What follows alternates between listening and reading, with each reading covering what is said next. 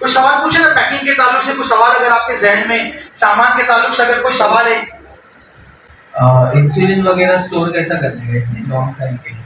हाँ, इंसुलिन के लिए वहां पे कैसा होता है उवैस भाई कि वहां पे ना जैसे एक फ्लोर है, अभी एक फ्लोर के ऊपर जो है ना वहां पे जैसे कमरे हैं। अभी देखो प्रॉब्लम क्या आ गया कि अभी जितने भी आजमीन हुज्जाज किराम जा रहे हैं ना, सबको ये लोग अजीजिया में रुकाते हैं। पहले ग्रीन कैटेगरी थी, अजीजिया और ग्रीन कैटेगरी अलग है। अजीजिया जो है वो हरम से, अभी जब अपन तरबियत शुरू करेंगे ना तब इंशाल्लाह अपन उसके बारे में तफसीली गुफ्तगू करेंगे। अजीजिया जो है ना एक इलाके का नाम है जो हरम से तकरीबन ये समझ लीजिए कि अंदाजन 3, 4, 5, 6 किलोमीटर की बारी आती है, यानी आमतौर पर 7 किलोमीटर के बाद जो मीना का इलाका है वो अजीजिया है।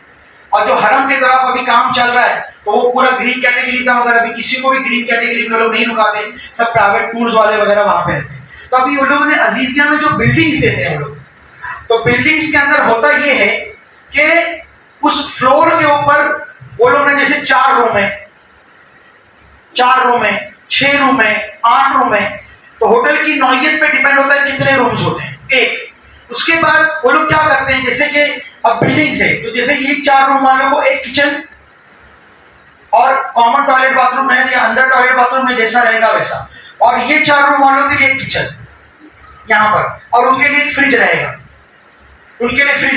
अब कभी कभी होगा कि बाहर ही एक फ्रिज लगा रहेगा, वो 8 रूम वाले अपना सामान वहीं लाके रख लेंगे, ऐसा होता है। तो उसमें कैसा होता है कि 1 by 1 आपस में डिसाइड कर लो कि भाई 4 जन वालों के लिए किचन है, तो अगर कभी खुदा न खास्ता किचन हमको, और अजीजिया एकदम ग्रीन, कोई टेंशन नहीं। अजीजिया में सारी सहूलतें इजी है, दुकानों से लेकर के मार्केट से लेकर के हर चीज इजी हो जाता है, और वहां तकलीफ नहीं है आपको किसी चीज की खाने पीने की सामान मिलने की। अजीजिया एकदम बेस्ट है। तो वहीं पर आपको जो फ्रिज मिलेगा एक फ्लोर के ऊपर, वहां पे स्टोर कर लो आप, उसके अलावा और कोई फैसिलिटीज आपके पास नहीं। हज के दौरान जो है ना मेडिकल कैंप जो वहां पे रहता है, वहां पे डॉक्टर्स वगैरह होते हैं, तो वहां पे जो टेंट होगा तो वहां पे टेंट के अंदर अगर आप चाहो तो अरेंजमेंट वहां पे कोई ले सकते हैं, क्योंकि वहां पे डॉक्टरों का पैनल रहता है। हमारी इंडियन हज कमेटी एक नंबर है, कोई तकलीफ नहीं, माशाल्लाह नंबर 1 हज हमारी इंडिया कमेटी कराते हैं। लेकिन कुछ चीजें जो होती है जो होनी चाहिए वो नहीं हो पाती। जैसे मिसाल के तौर पर अभी जो आजमीन हुज्जाज जाते हैं, जो पहली बार जा रहे हैं, जो उम्रा करके आते हैं, उनको प्रॉब्लम नहीं आता है। जो पहली बार हज करने जाते हैं उनको लगता है कि हज कमेटी वाले हमारा हाथ पकड़ के उम्रा करने लेके जाएंगे, हज कमेटी वाले हमारा हाथ पकड़ के हज कराने लेके जाएंगे। ये आप गलतफहमी भूल गए, आपको कोई हाथ पकड़ के हज नहीं कराएगा, तुमको तुम्हारा उम्रा करना है, तुमको तुम्हारा हज करना है। और तुम्हारे साथ जो बंदा वो लोग देते हैं वो बंदा भी बहुत भारी रहते हैं वो लोग। कभी अगर आपको इंडियन बंदा मिल गया तो बहुत अच्छा, बांग्लादेशी मिल गया तो भी ठीक, पाकिस्तानी मिल गया तो भी ठीक। अभी क्या करेंगे मालूम है, वहां पे कैसा होता है ना, इसलिए हम लोग जो हज के लिए बोलते हैं ना, हज की तरबियत में प्रैक्टिकली जो हज तो सभी सिखाते, टेक्निकली प्रॉब्लम्स क्या आते हैं वो कोई नहीं ध्यान देते। जैसे मुज़दलिफा है, मुज़दलिफा अगर किसी को कयामत का मंजर देखना तो मुज़दलिफा को देखे, इतना अफरा तफरी का आलम होता है, और ऐसा होता है कि बस जो भी इंसानों की जाने जाती है वो मुज़दलिफा में जाती है। इतना खतरनाक सिचुएशन होती है स्टम्पिंग, वहां पे लोग व्हील चेयर लेके चलते रहते हैं, और वो व्हील चेयर का जो आगे का पाइप होता है वो आदमी के यहाँ पे लगता है जोर से फटका फाड़ करके आदमी उधर ही बैठ जाता है। अब 3 दिन का आदमी थका हारा रहता है मीना के दर्श, क्योंकि आप जब हज के लिए जाओगे तो 7वीं ज़िलहज्जा को आपको घर से बाहर निकाल देंगे, 7वीं ज़िलहज्जा को वो आपको घर से बाहर निकालेंगे, आपको मैदान मीना में लेके जाने के लिए 7 तारीख के दिन। तो 7 का दिन, 8 का दिन, 9 का दिन आदमी जो है मीना के अंदर रहता है।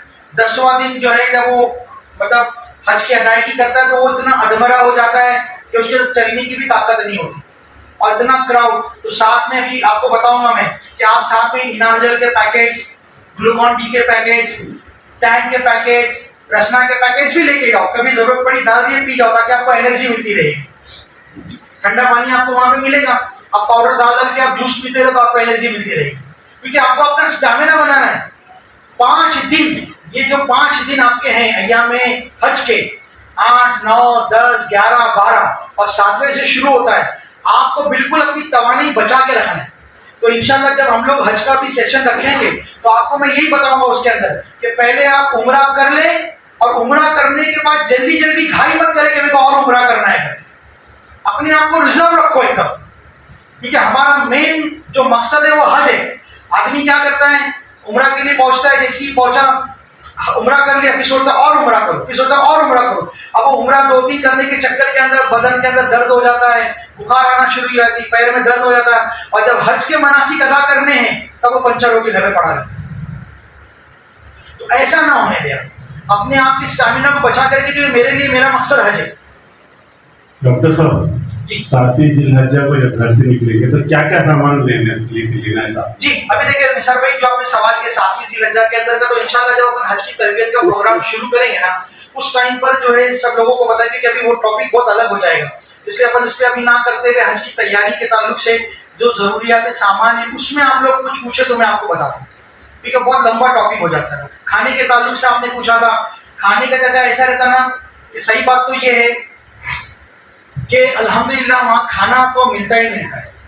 होटल के आपके जो रूम का दरवाजा है वहाँ पे बहुत सारे जो ऐसे लोग होते हैं, सखी होते हैं, जो खाना तकसीम करते रहते हैं, तो खाने के कंटेनर आपके दरवाजे पे लगे ही रहते हैं। अब आपको क्या खाना है उसके ऊपर डिपेंड करता है, क्योंकि मोस्टली वहाँ पे चावल और चिकन ही रहता है।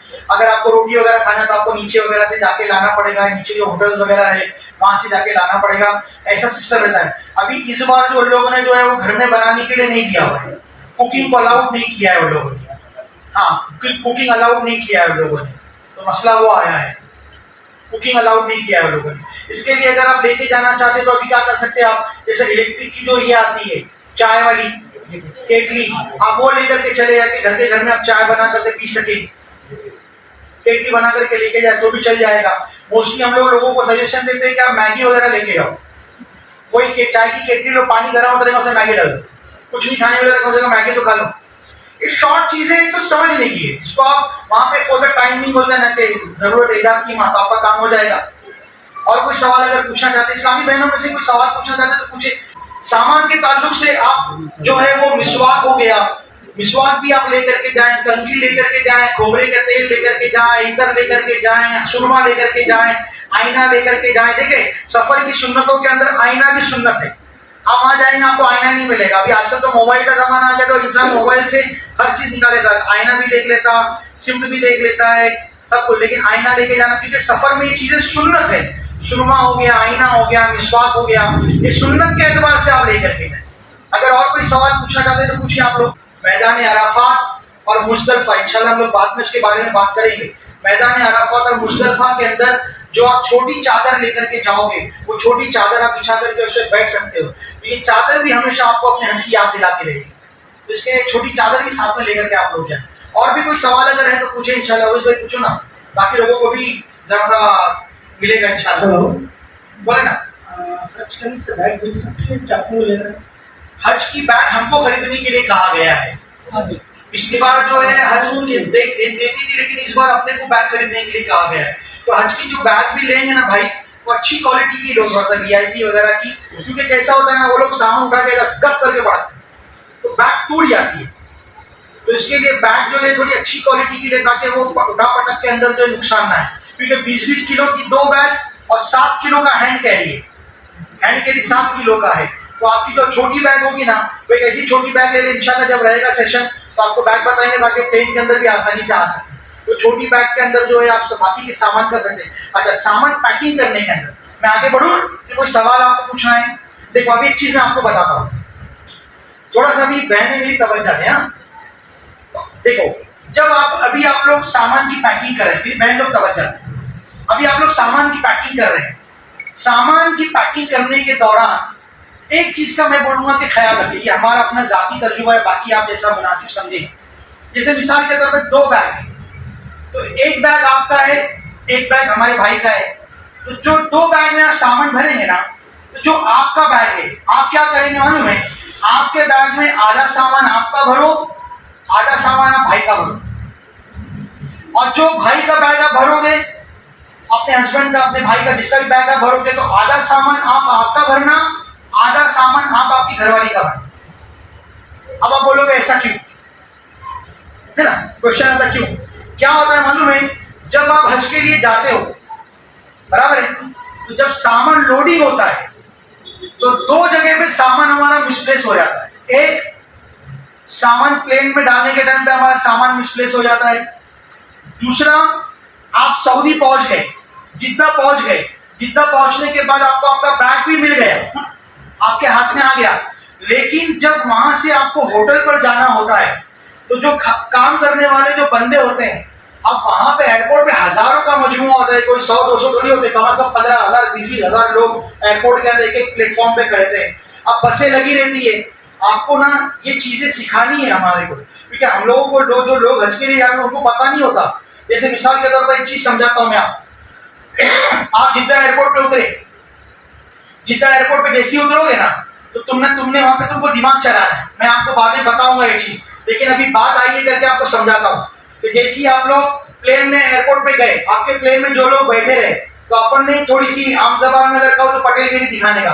आपको पता है मेरी बिल्डिंग नंबर 8 है, तो एरोप्लेन के अंदर जब आप बैठेंगे ना, या आपका ग्रुप जब बैठा रहेगा, पूरे लोग अभी प्लेन में बैठने के लिए जाने वाले, आप लोग बॉम्बे के एयरपोर्ट पर बैठे, बिल्डिंग नंबर 8 वाले कौन है? बिल्डिंग नंबर 8 वाले कौन है? तुम 8 नंबर वाले, तुम 8 नंबर वाले, तुम 8 नंबर वाले, सबको घेर लेने, सबको घेर लेने। अपने को मालूम पड़ जाना मतलब सब 8 नंबर वाले ही, बराबर है। अब तुमने 8 नंबर वाले को घेर लिए, अब तुम उतर गए जिद्दा एयरपोर्ट पर।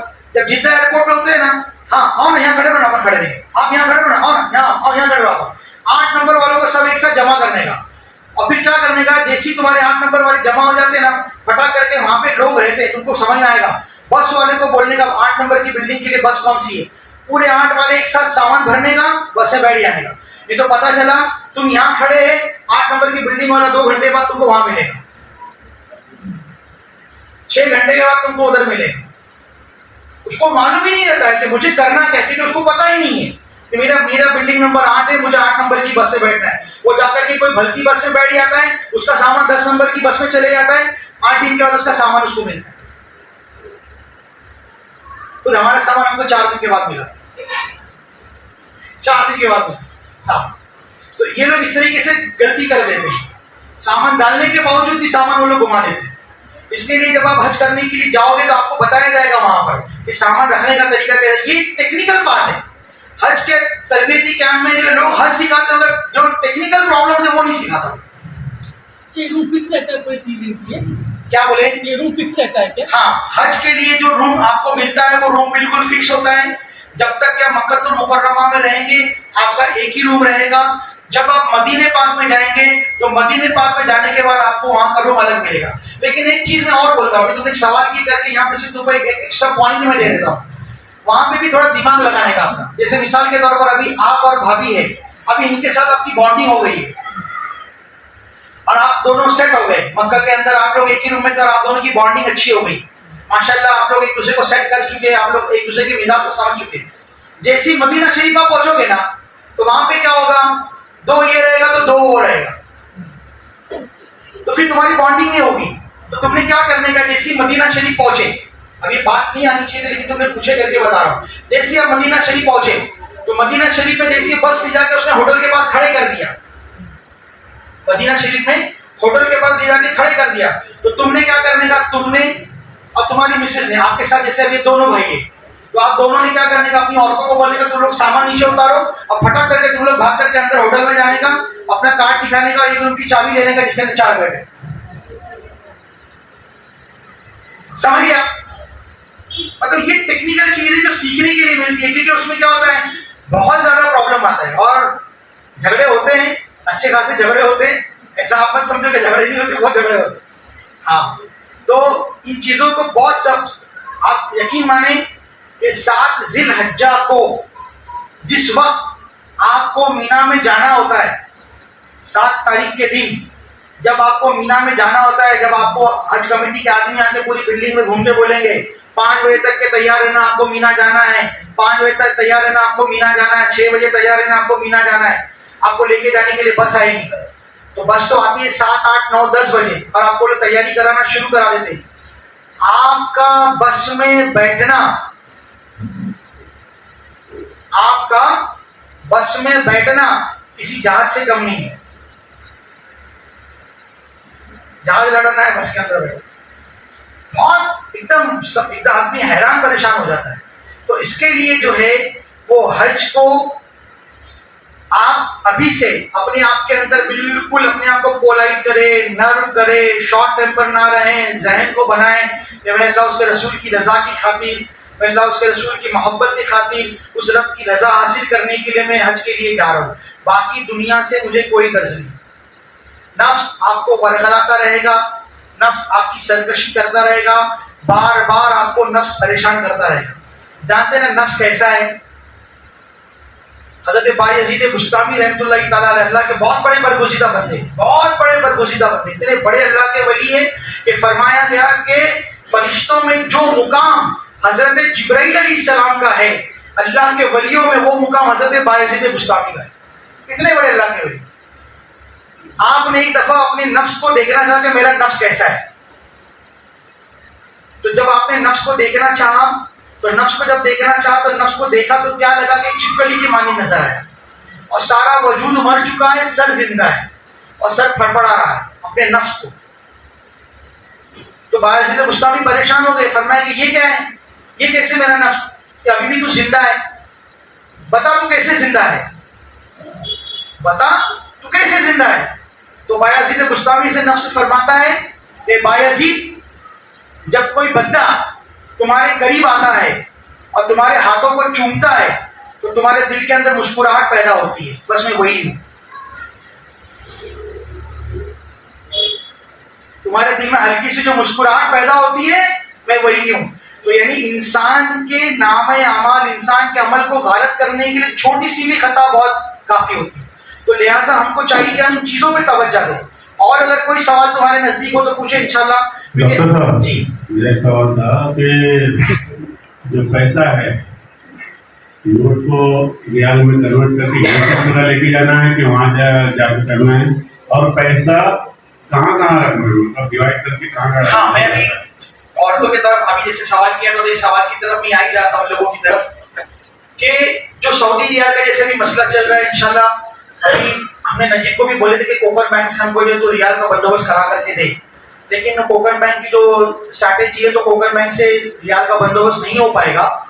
तो अभी हमारे पास जो एक दो बंदे जो हमारे पास बैंक ऑफ बड़ौदा वगैरह के हैं और डेवलपमेंट बैंक का, बॉम्बे मर्केंटाइल के बैंक है, तो लोगों ने कहा है कि इंशाल्लाह हम आज़मीन हुज्जाज को इंशाल्लाह रियाल का बंदोबस्त करके देंगे। अब ये जो रियाल तुम लेते हैं ना, देखो रियाल के ताल्लुक से भी बात बताता हूँ। अभी मैं इस्लामी बहनों से गुजारिश करूंगा कि जो पैसे आप ले करके जाने वाले हैं, जो पैसे जो भी लेके जाने वाले हैं, अब इंडियन करेंसी अगर आप लेके जा रहे हैं या सऊदी करेंसी लेके जा रहे हैं, इनमें दो चीजों के अंदर मैं आपको बताऊंगा। आप एक काम करें, जैसा मैंने कहा मेरी बहन से कि जो छोटा पाउच हम लोग ने बनाए थे, ऐसा एक छोटा पाउच अगर मैं कहूँ आपसे, ऐसे एक छोटा पाउच बना लें, इसके अंदर आप पैसे रखें और उसको आप अंदर डाल के रखें, आप बैग में भी ना रखें। ये बतौर सेफ्टी बता रहा हूं मैं, बतौर सेफ्टी कि आप एक छोटा पाउच बना लें आपके पास, या अगर आपके पास में कोई आपका हैंड कैरी बैग है जिसको आप मजबूती से थामे रखती हैं, तो उसके अंदर आप लोग पैसा रखें। आपके लगेज वाले बैग में या हैंड कैरी वाले बैग में पैसा ना रखें, अपने पास जो पाउच रहेगा उसके अंदर या इसके अंदर पैसा रखें, एक बात। और दूसरी बात यह है कि जैसा कि अभी निसार भाई ने सवाल किया, अब देखो दो चीजें मैं आपको यहाँ पे बताता हूँ। एक चीज होती है हलाला, जो लोग जाकर उमरा करके आए उनको पता है, जो लोग नहीं जा रहे हैं उनके लिए बताता हूँ मैं हलाला। हलाला का मतलब होता है कि जो सऊदी रियाल का भाव क्या चल रहा है, मिसाल के तौर पर वहां पे भाव फ्लक्चुएट होता रहता है। जैसे मिसाल के तौर पर आज एक सऊदी रियाल का भाव इंडिया के 20 रुपए के बराबर है, यानी अगर आप 20 रियाल दोगे, 20 रुपया दोगे तो 1 रियाल मिलेगा। कभी वो आता है 20.5 रुपया, कभी आता है 21 रुपया, कभी आता है 23 रुपया, दोगे तो आपको 1 रियाल मिलेगा। कभी कभी आता है 19 रुपया, आप समझे? तो इसको कहते हैं हलाला। तो हलाले से मुराद ये है कि पहले जो लगने वाली चीज है, जैसे मिसाल के तौर पर आपको 1,500-2,000 रियाल आप सऊदी ले लें, ज्यादा ना लें। अगर आपको सस्ते में मिल रहा है, आपको पता है कि भाई सऊदी रियाल का भाव आज का 20 रुपया है और ये बंदा मेरे को 19 रुपए से दे रहा है, तो आप ज्यादा ले लो क्योंकि आपका नुकसान नहीं हो रहा है। अगर आपको लग रहा है कि ज्यादा भाव में दे रहा है ये, तो कम ले लो और कोशिश करो कि छुट्टे रियाल रखो। 1 रियाल, 2 रियाल, 5 रियाल, 10 रियाल, 50 रियाल, 100 रियाल, बड़ी बड़ी नोटें ना ले, छोटी नोटें ले आप, वो आपको खर्चा करने में आसानी आएगी। और जैसे मिसाल के तौर पर आपके रूम पार्टनर्स हैं, अभी आप जो बिल्डिंग में रुकोगे वहीं पे नीचे दुकानें रहती है हलाले की, वहां पे फॉरेन एक्सचेंज करेंसी जो होती है वो ये होते रहती है। तो जब आप जाओगे तो आपने देखने का आज का, अगर आपको लगता है आपको पैसा चेंज करना है तो भाव देख लो कि आज क्या भाव है। आज 19 रुपए का भाव है, आपको लगता है कि मेरा पैसे का नुकसान कम होगा तो आप ज्यादा का हलाला करा लो। अगर आपको लगता है कि आज भाव ज्यादा है, यानी इंडियन 22 रुपए में अपने को सऊदी 1 रुपया मिलेगा, तो आप कम कराओ। अगर आपको लगता है कि आज 19 रुपए का भाव है, सस्ता है, पैसा ज्यादा बचेगा, तो आप ज्यादा करा लो। तो ये डिपेंड करता है आपके ऊपर कि आप जैसा आपको वहां मैनेज करना चाहे मैनेज कर सकते हैं, वो आपके ऊपर डिपेंड है कि आपको कितना मैनेज करना है। ठीक है, और कोई सवाल? क्या लगा? इंडियन करेंसी की लिमिट, अरे और तो सोना खरीद दिया। हाँ, बोले मीना के दिन, आज के दिन जो है वो सबसे बात बताओ तुम्हारे को मैं कि अभी चूंकि टाइम नहीं है, शॉर्ट टाइम में करना करके ज्यादा नहीं। सबसे बड़ी चीज अगर आप हज करने के लिए जाते हैं तो अपने आप को शॉपिंग मॉल से बचाना है सबसे बड़ी करामत। और औरतें मानती नहीं, ये सोना तो यहाँ का चाहिए ना, बोले मेरे को, अच्छा मेरे को नहीं चाहिए तो मेरी बेटी को चाहिए। बंगड़ी अच्छी है क्योंकि वहां मेकिंग चार्जेस नहीं है। हाँ, अरबी डिजाइन है ना, दुबई की डिजाइन है, प्योर गोल्ड है। शॉपिंग करते ही करते तो आप कितना पैसा लेकर जाना चाहिए आप सोच लो अभी। यानी कम से कम मैं आपको बताऊं, मैं कम से कम हज के लिए अगर आपको जाना है तो कम से कम 1 लाख रुपया लेके आप जाओ, कम से कम 1 लाख रुपया साथ में रखो, बच करके तो पैसा आता ही है तो आपके लिए ही अल्हम्दुलिल्लाह।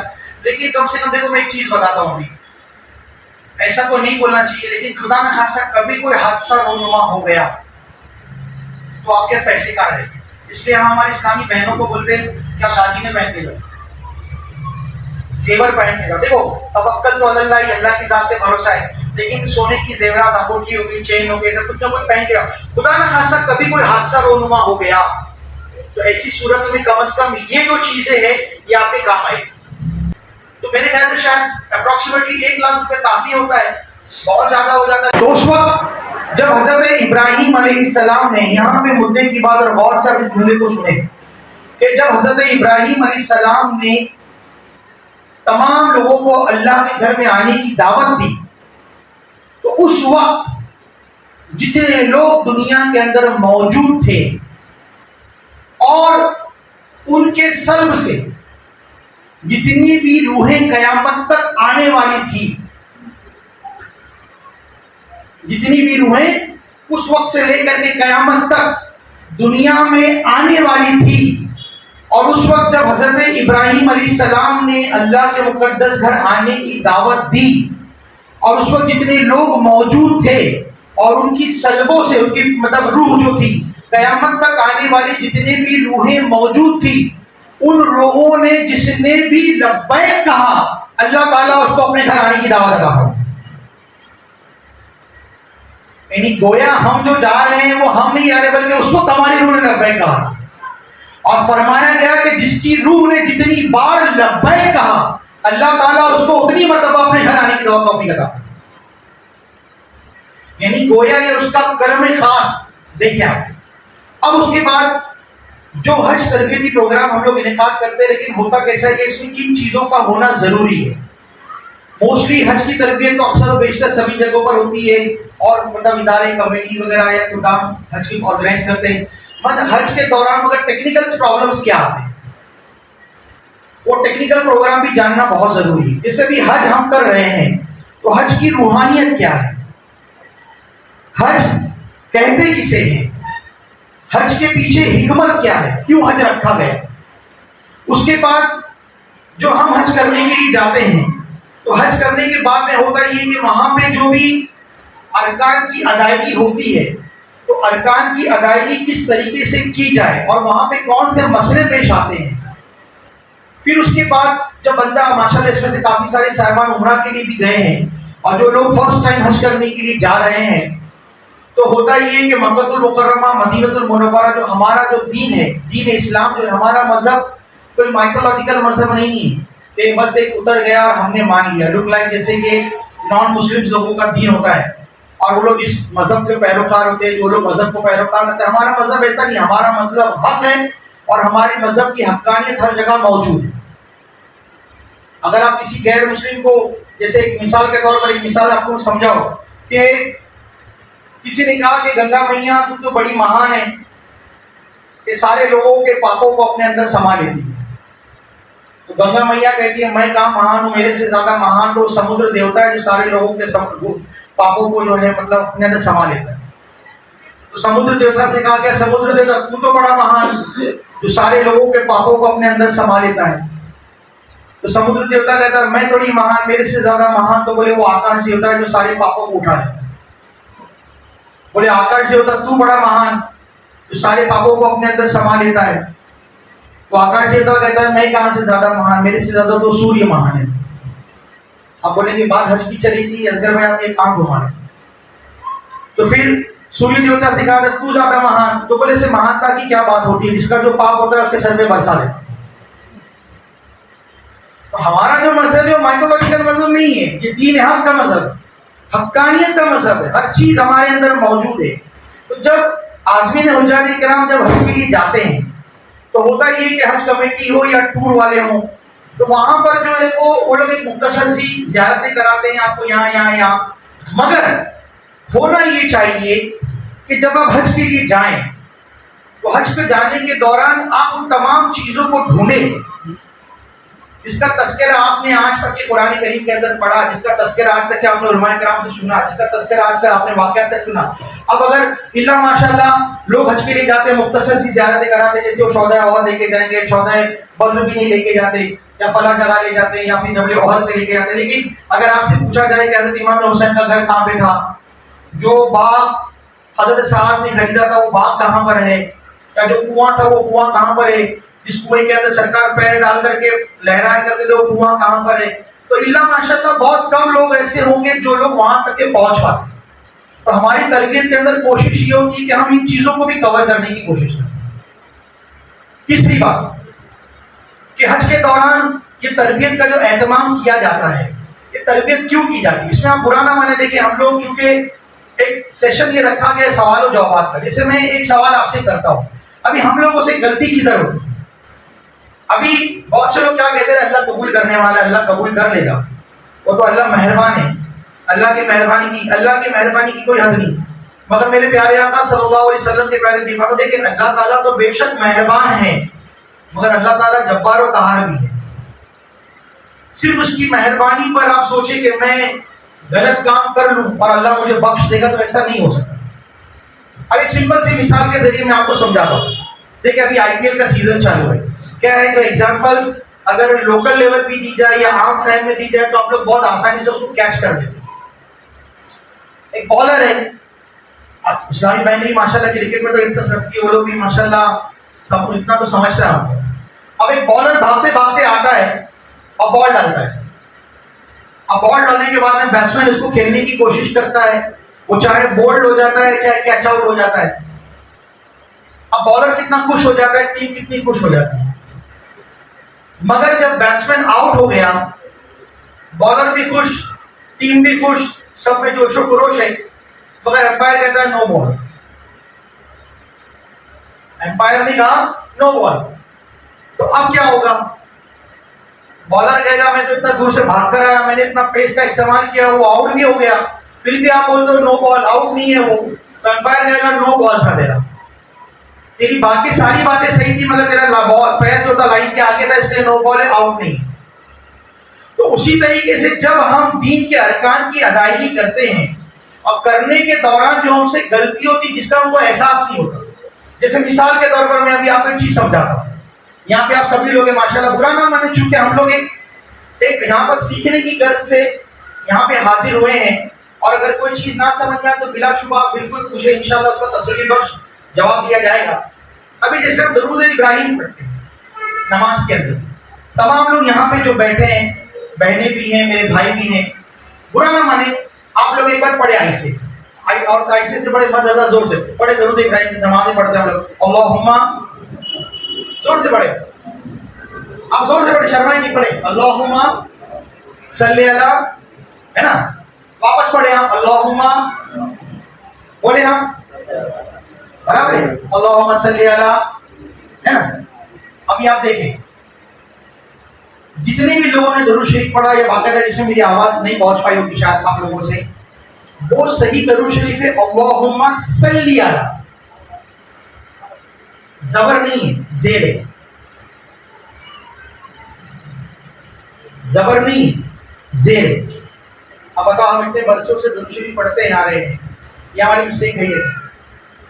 ये ऐसी बारीक बारीक जो मिस्टेक और बहुत सारी होती है जिसकी दुरुस्तगी करने के लिए ये हज तरबियती कैंप मुनक्किद किया जाता है। ये जो एक महीना है, इस तरीके से रमजान शरीफ का मुकद्दस महीना जब आता है, आप देखिए कि अल्लाह ताला ने रमजान का जो मुकद्दस महीना वो क्यों दिया, एक महीना ये प्रैक्टिकल बिल्कुल तैयार हो जाए और फिर उस प्रैक्टिकल को जो आपने तैयारी की है, क्या एक महीना पूरा अपने आप को अल्लाह की रजा के खातिर जो तैयार किया, इस तरीके से भी तैयार किया, इबादत के तरीके से, तिलावत के जरिए से, जिक्र के जरिए से, अब उसका प्रैक्टिकली डेमो आप 11 महीने देते रहना।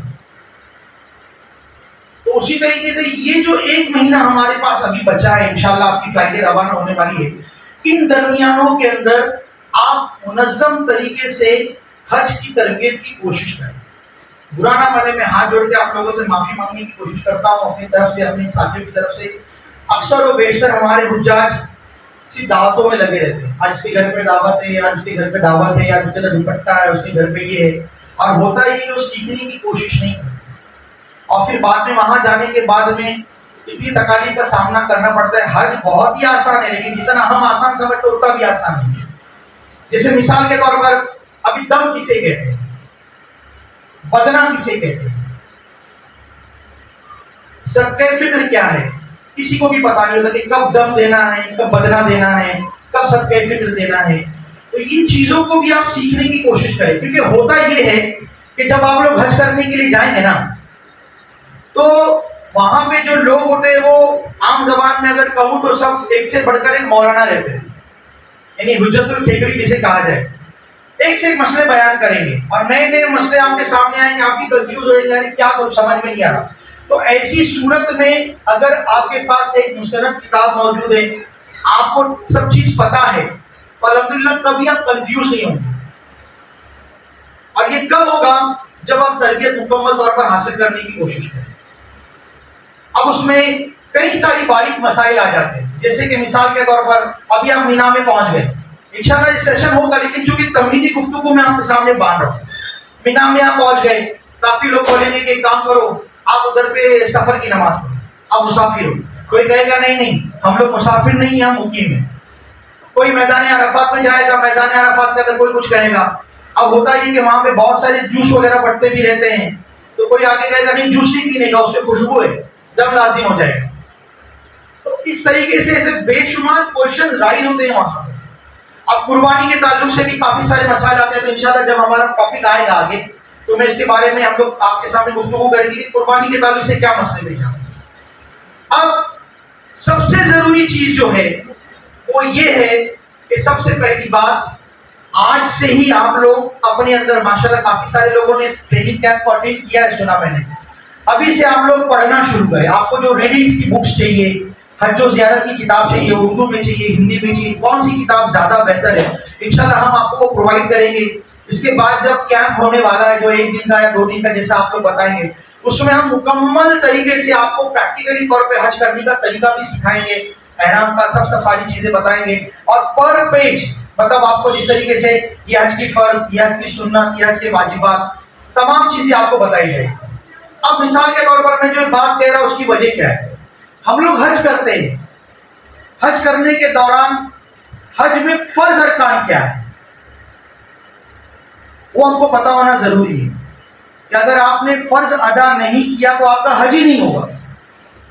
मगर हमको फर्ज पता होना चाहिए कि हज में क्या चीज फर्ज है, हज में क्या चीज वाजिब है, हज में क्या चीज सुन्नत है, हज में क्या मकरूहात है। इन चीजों पे भी तवज्जो देने की जरूरत है। अब ये कब पता चलेगा आपको?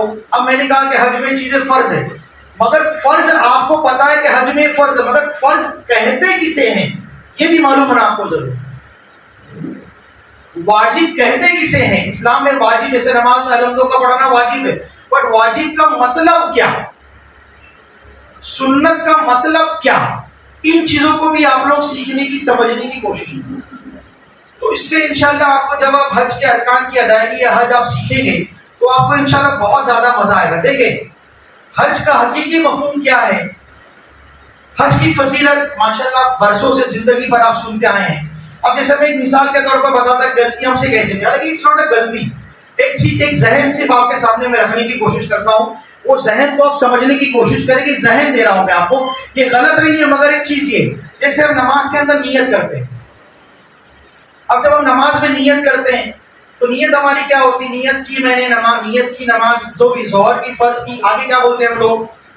बोले हम माशाल्लाह, नियत की मैंने जैसे ज़ोहर की है ना, वहां से अल्लाह ताला के मुंह मेरा, देखें मुंह मेरा काबा शरीफ की तरफ, हक है, बोलना दुरुस्त है, मगर बतौर इस्लाह खाली कर रहा हूं मैं, कोई ऐसा ये नहीं कि गलत नहीं है, मगर होना ये चाहिए कि हमेशा जब भी आप नियत करते या नियत करने का जो तरीका बताया गया या जो नियत करना काबे की तरफ, गलत नहीं है, सही है, मगर होना ये चाहिए कि नियत की मैंने, जैसे मिसाल के तौर पर अब आप जब नियत करेंगे, कमीजी गुफ्तगू के अंदर इसको मैं समझने की कोशिश कर रहा हूं कि नियत की मैंने, आप बोलते हैं नियत करता हूं मैं, नियत करता हूं का मतलब क्या होता है? मैं अभी कर रहा हूं, लेकिन आपने हज की नियत कब की थी? कि अल्लाह ताला जिंदगी में जब कभी भी अल्लाह ताला को असबाब मुयस्सर करेगा, मैं इंशाल्लाह तेरे घर की हाजिरी के लिए आऊंगा। तो गोया जब आपने कहा कि नियत की मैंने, तो आपको सवाब कब से, कहां से मिला? जब आपने नियत की। उसके बाद आप कहते हैं वो मुंह मेरा काबा शरीफ की तरफ, लेकिन हकीकतन होना ये चाहिए कि मुंह मेरा किबले की तरफ। अब जब आप हरम में जाओगे और जब वहां नमाज पढ़ोगे तो कहोगे अल्लाह मुंह मेरा काबा शरीफ की तरफ, क्योंकि हकीकत में अब आपका मुंह किबले की तरफ। बताने का मफहूम ये कि ये जो तमीज़ी गुफ्तगू, ये जो बातें, इनको मुकम्मल तौर पे आप समझेंगे तब आपको समझ में आएगा कि क्या चीज है। अब इसमें जो हज जो रखा गया, जिसके ताल्लुक से मुस्तफा जान रहमत सल्लल्लाहु अलैहि वसल्लम ने फरमाया कि जो इंसान साहिब इस्तिताअत है और अगर वो हज नहीं करता, जो साहिब इस्तिताअत है और हज नहीं करता, तो मेरे मुस्तफा जान रहमत फरमाते हैं कि चाहे वो यहूदी मरे या उसका खात्मा कैसे भी हो, मुझे उसकी कोई परवाह नहीं। अल्लाह अकबर। यानी जिसके पास इस्तिताअत है उसको चाहिए कि वो फौरन से फौरन हज करने की कोशिश करे। उसके बाद सरकार मदीना सल्लल्लाहु अलैहि वसल्लम ने फरमाया कि हज किया करो, इससे तुम गनी हो जाओगे, और सब्र किया करो, इससे अल्लाह ताला तुम्हें सेहत अता फरमाए। तो हज का जो लॉजिक, हज की जो हिकमत है, वो हिकमतें आप जब पढ़ोगे इंशाल्लाह हम लोग उसको बताएंगे, लेकिन हज की हिकमत को जब आप समझो कि अल्लाह ने हज रखा क्यों है, तब आपको मजा आएगा। कि आमतौर पे आप देखिए कि जिस तरीके से हम नमाज के लिए जाते हैं तो हमारा हाल ये होता है कि हमारे को कपड़े बिल्कुल पाक चाहिए, हमें परफ्यूम वगैरह कपड़े पे खुशबू लगी हुई होनी चाहिए, जूते एकदम अच्छे चाहिए, सर पे अच्छी टोपी चाहिए। मगर हज का मौका जहां पे सबसे बड़ा दीनी फरीजा है, और ऐसे फरीजे के अंदर अल्लाह ताला कहता है 2 चादर ओढ़े हुए हो, पैर में चप्पल भी होनी चाहिए बिल्कुल सादी वाली, जिससे तुम्हारी बीच की हड्डी का उभार नजर आए, सर पे टोपी भी ना हो। अल्लाह ताला को तुम्हारा मैला कुचैला बदन पसंद आ रहा है, क्या वजह है? आम दिनों में तो अल्लाह ताला फरमाता है कि बेहतरीन लिबास पहनकर मेरे सामने हाजिर हो जाओ, मगर हज के अंदर अल्लाह ने फरमाया कि 2 चादर के साथ आओ। तो मेरे प्यारे आका सल्लल्लाहु अलैहि वसल्लम के प्यारे दीवानों, दर हकीकत में जो हज की हिकमत अल्लाह रब्बुल इज्जत ने रखी है, वो हिकमत ये कि इबादत की 3 किस्में होती है। नंबर 1, जो बंदा इबादत करता है वो उसकी माली इबादत होती है, माल के जरिए, जैसे ज़कात हो गया, सदका हो गया, खैरात हो गया, ये होगी माली इबादत।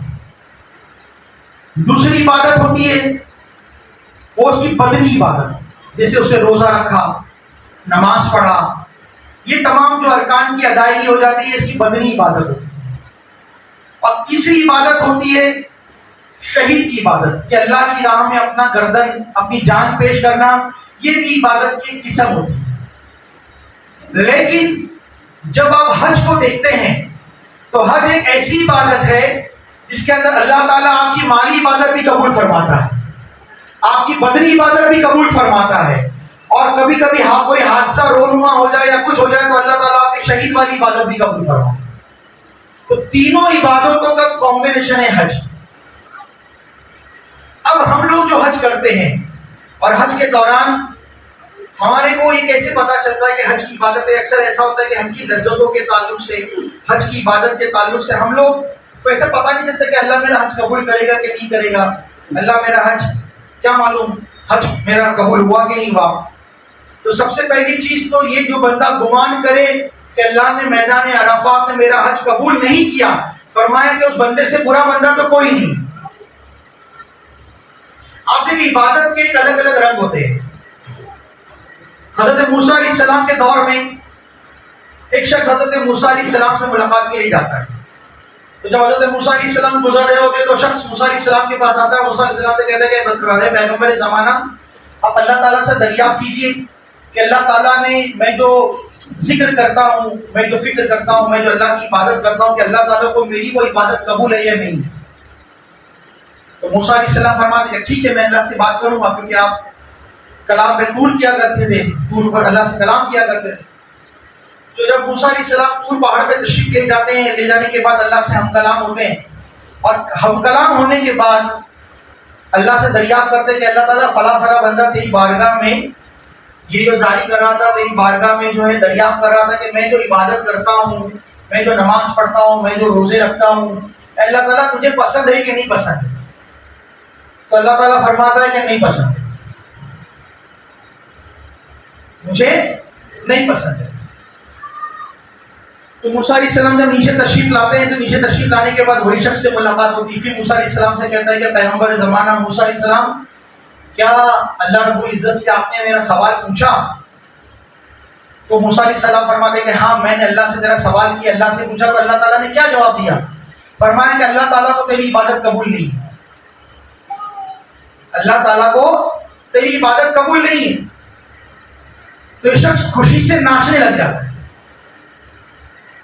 खुशी से नाचने लग जाता है। तो मूसा अलैहिस्सलाम परेशान हो जाते, फरमाते हैं कि बंदे तो कैसा दीवाना है, अल्लाह ताला को तेरी इबादत कबूल नहीं है, उसके बावजूद भी तू खुशी में इतना नाच रहा है, इतना दीवाना हो रहा है, तो कैसा दीवाना है। तो शख्स हजरत मूसा अलैहिस्सलाम से कहता है कि पैगंबर ज़माना, मैं जानता हूं कि मेरी इबादत अल्लाह के नजदीक कबूल नहीं, मेरा रोजा अल्लाह के नजदीक कबूल नहीं, मेरी नमाजें अल्लाह के नजदीक कबूल नहीं, मगर कम से कम मेरा रब मुझे जानता तो है,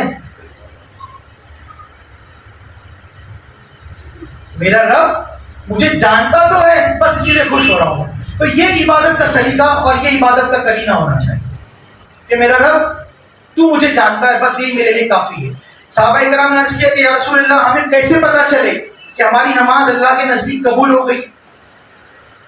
हमें पता कैसे चले कि हमारी इबादत अल्लाह के नजदीक कबूल हो गई? तो मुस्तफ़ा जान रहमत सल्लल्लाहु अलैहि वसल्लम ने फरमाया कि जब एक नमाज पढ़ने के बाद दूसरी नमाज पढ़ने का तुम्हारा दिल होने लगे तो समझ जाना तुम्हारी पहली नमाज कबूल हो गई।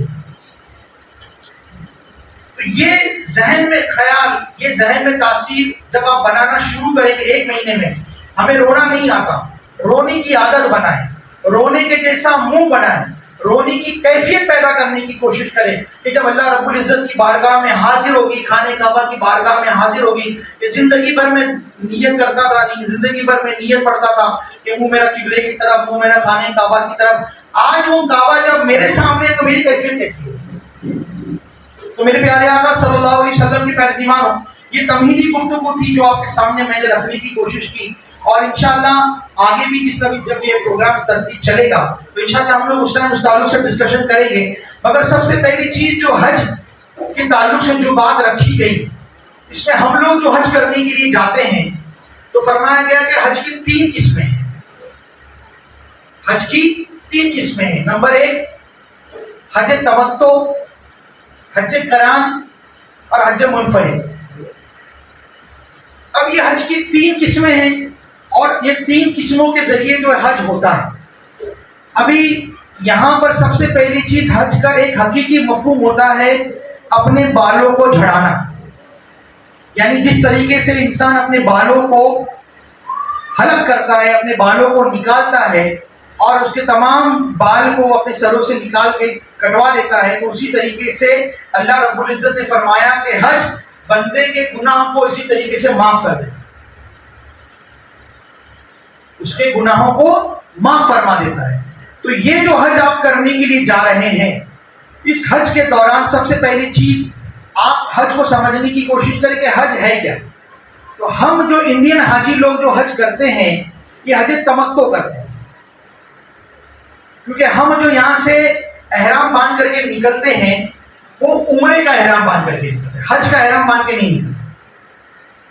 हम जो यहां से निकलते हैं वो हज का एहराम बांध के नहीं निकलते, हम लोग उम्रे का एहराम बांध के निकलते हैं। तो हम लोग जो हाजी होते हैं वो हज तमत्तो करते हैं। इंडियन हाजी जो करता है वो हज तमत्तो करता है। उसके बाद हज किरान का हाजी कौन होता है? जिसने हज का ही एहराम बांध लिया, हज का ही एहराम बांध लिया, यहां से उसने हज का एहराम बांधा, उसके बाद उसने उमरा किया, उमरा करने के बाद भी वो वैसी के वैसी रहेगा, एहराम की हालत में रहेगा जब तक मुकम्मल हज नहीं हो जाता। वो बाद में आगे आएगा, लेकिन तमीज के तौर पे मैं आपको बता रहा हूँ, यानी वो घर से निकलने के टाइम पे हज का एहराम बांध के निकलता है। तो ऐसा जो हाजी होता है वो हज किरान का हाजी होता है। हज मुनफरिद वो जो हाजी होता है वो हाजी ऐसा होता है कि वो हज का एहराम बांधता है, वो भी हज किरान की तरह होता है, लेकिन जो मुकीम होता है वहां पर, और इस तरीके से हमारे पास में हमारी जो हुदूद है, हुदूद पे दाखिल होने के बाद एहराम की पाबंदी और एहराम बांधना जरूरी हो जाता है, तो उसी तरीके से वो वहां का हाजी होता है। हज किरान का हाजी और हज तमत्तो का हाजी, वो जो हाजी होता है वो अपने मुल्क से एहराम बांध करके निकलता है, उम्रे का एहराम बांध के निकलता है, उसके बाद वो उम्रा करता है, उम्रा करने के बाद अपना एहराम खोलता है, और फिर जब हज के अय्याम शुरू होने वाले होते हैं उसके बाद वो वापस से हज का एहराम पहनता है, और ऐसे हज को हज तमत्तो कहते हैं। और किरान का हाजी वो होता है जो एहराम पहनी हज की नीयत से, लेकिन इसमें हज जो एहराम की पाबंदियां होती है, वो पाबंदियों की वजह से हमारे जो इंडियन हाजी होते हैं या पाकिस्तानी हाजी होते हैं, ये ज्यादातर सब लोग हज तमत्तो ही करते हैं, हज किरान नहीं करते। हज किरान का हाजी कौन होता है? जैसे मिसाल के तौर पर कल हज शुरू होने वाला है और फ्लाइट आज की है, तो जैसे वो एहराम बांधेगा, फट करके जा करके जो है वहीं पर भी उमरा करके जो है वो हज के अंदर शामिल हो जाएगा। तो उसको एहराम की पाबंदियां भी कम होती है और हज फौरन शुरू हो जाता है। हज खत्म हो गया, वो तफसीर वगैरह जो आगे आपको बताया जाएगा उस तरीके से बाहर हो जाता है। तो इसके लिए हम जो इंडियन हाजी हज करते हैं, हज तमत्तो करते हैं। अब हज तमत्तो के अंदर हम जो बांधते हैं वो एहराम का ही जो उम्रा होता है उसका हम लोग एहराम बांधते हैं। अब हज की तैयारी के ताल्लुक से जो सबसे पहली चीज ये है कि कुछ चीजों को आप लोग अभी से मुंह ज़बानी याद करना शुरू करें। जैसे नंबर 1 तीसरा कलमा, सुवम कलमा तमजीद, सुब्हानल्लाहि वल्हम्दुलिल्लाहि वला इलाहा इल्लल्लाह वल्लाहु अकबर ला हौला वला कुव्वता इल्ला बिल्लाहिल अलीयुल अज़ीम। ये जो तीसरा कलमा है इसको आप लोग बाय हार्ट करना शुरू कर दें, इसको याद करना शुरू करें, ये जरूरी लगने वाली चीज। उसके बाद चौथा कलमा भी आप लोग मुंह ज़बानी याद करना शुरू करें। उसके बाद कुछ सूरतें जो नमाज के अंदर, मिसाल के तौर पर भी ऐसा होता है कि अक्सर व बेशतर हमारे इंडियन जो हाजी होते हैं वो उम्र के आखिरी हिस्से में या मतलब एज के इस बारी हज करने के लिए जाते हैं, तब होता ये कि उनकी जबान के ऊपर जल्दी सूर्य चढ़ते नहीं, जबान में लुगनत आ जाती है, तो जबान के ऊपर सूर्य जल्दी याद नहीं हो पाते। तो अभी से आप लोग कुछ सूरतों की प्रैक्टिस कर लें। जैसे मिसाल के तौर पर मैं आपको बताऊं, अभी हम लोग कुल हुवल्लाहु अहद का सूरा पढ़ते हैं, बुरा ना माने, हम वैसे में तमीदी मतलब आपको समझाने के लिए बता रहा हूं। अभी जैसे आप लोग पढ़े कुल हुवल्लाहु अहद का सूरा, जोर से पढ़े आप लोग माशाल्लाह, और जोर से, वापस से पढ़े। देखिए अभी तक गलती क्या होती है, उर्दू के टीचर भी मौजूद है, जो हम पढ़ते हैं कुल हुवल्लाहु अहद, यानी काफ जो 2 नुक्ते वाला काफ है, इसकी आवाज निकलना चाहिए।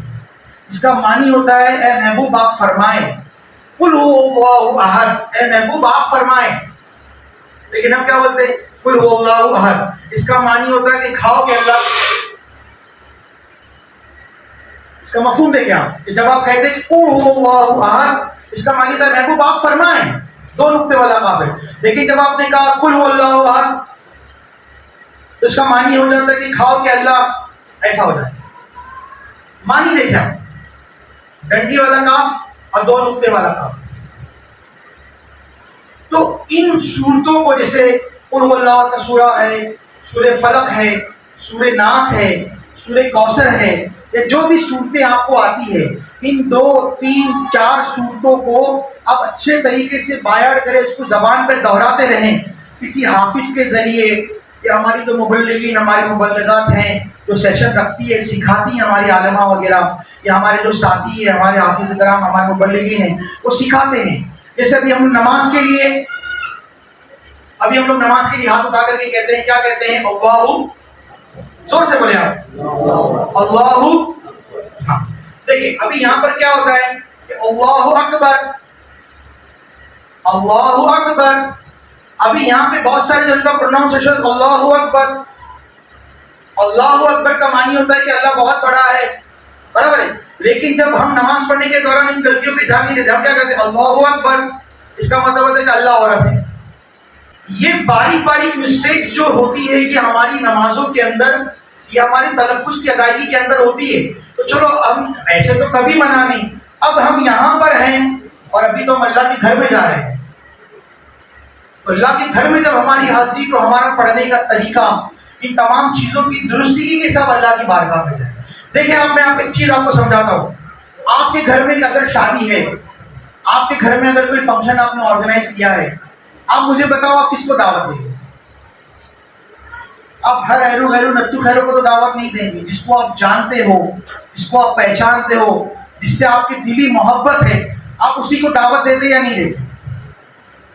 तो जब दुनिया का तकाजा ये है कि आप ऐसे आदमी को दावत नहीं देते जिसको आप नहीं पहचानते, या जिसको आप बहुत ज्यादा चाहते हैं उसको आप दावत देते, तो अपनी जितनी जिंदगी पर आप अपने आप पर जितना रश्क करें उतना कम है कि अल्लाह ताला आपसे मोहब्बत फरमाता है, तभी तो अपने घर आने की दावत दे रहे हैं। तो हमको भी चाहिए कि हम वो मेयार पे पूरा उतरे। सिर्फ एक फॉर्मेलिटीज की तरह हम हज कर करके ना आ जाए। कहाँ गए थे हज? लेकिन हमको पता नहीं हज का मानी होता है दीवानगी। हज का हकीकी मफहूम होता है दीवानगी, इंसान दीवाना बन जाए। मकतबे इश्क का दस्तूर निराला देखा, मकतबे इश्क का दस्तूर निराला देखा, उसे छुट्टी ना मिली जिससे सबक याद किया। यानी बंदा जब अल्लाह की मोहब्बत में दीवाना वार, उसकी मोहब्बत में उसको लपटे, उसके मुकम्मल घर को, उस खाने काबा को लपटे, उसको चिपक करके दुआएं मांगे।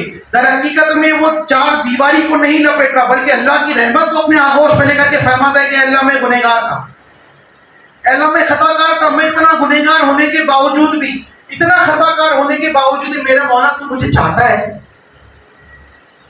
तू मुझे चाहता है। मैं इतना गुनहगार, मैं इतना खताकार, मैं सरापा गुनहगार, मेरे सर के बाल से लेकर के पैर के नाखूनों तक के मैं गुनाहों में मुलविस, मेरी इतने गुनाह के बावजूद ही मेरे मौला तूने अपने घर आने का मुझदा अता फरमाया। तू कितना करीम है। आप एक चीज को अंदाजा लगाएं कि वो रब कैसा करीम है। तवज्जो यहां रखिए आप लोग कि हजरत ने पीर साहब थे, एक बुजुर्ग ने अपने मुरीदों से फरमाया कि दुनिया की सबसे गंदी चीज आप उठा करके लेकर आओ।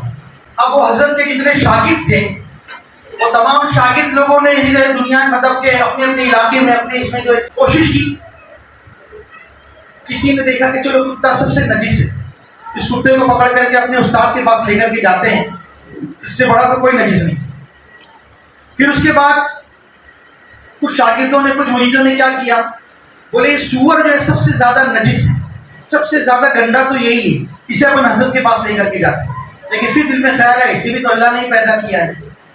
कुत्ते के ताल्लुक से सोचा तो फिर फरमाया कि इसी भी तो अल्लाह ने पैदा फरमाया है।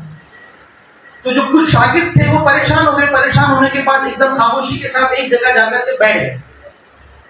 जब वो लोग एक जगह जाकर के बैठ गए, बैठने के बाद वहां पर उनको जो है एक सूखा सा संडास नजर आया। एक गलीज टॉयलेट नजर आया।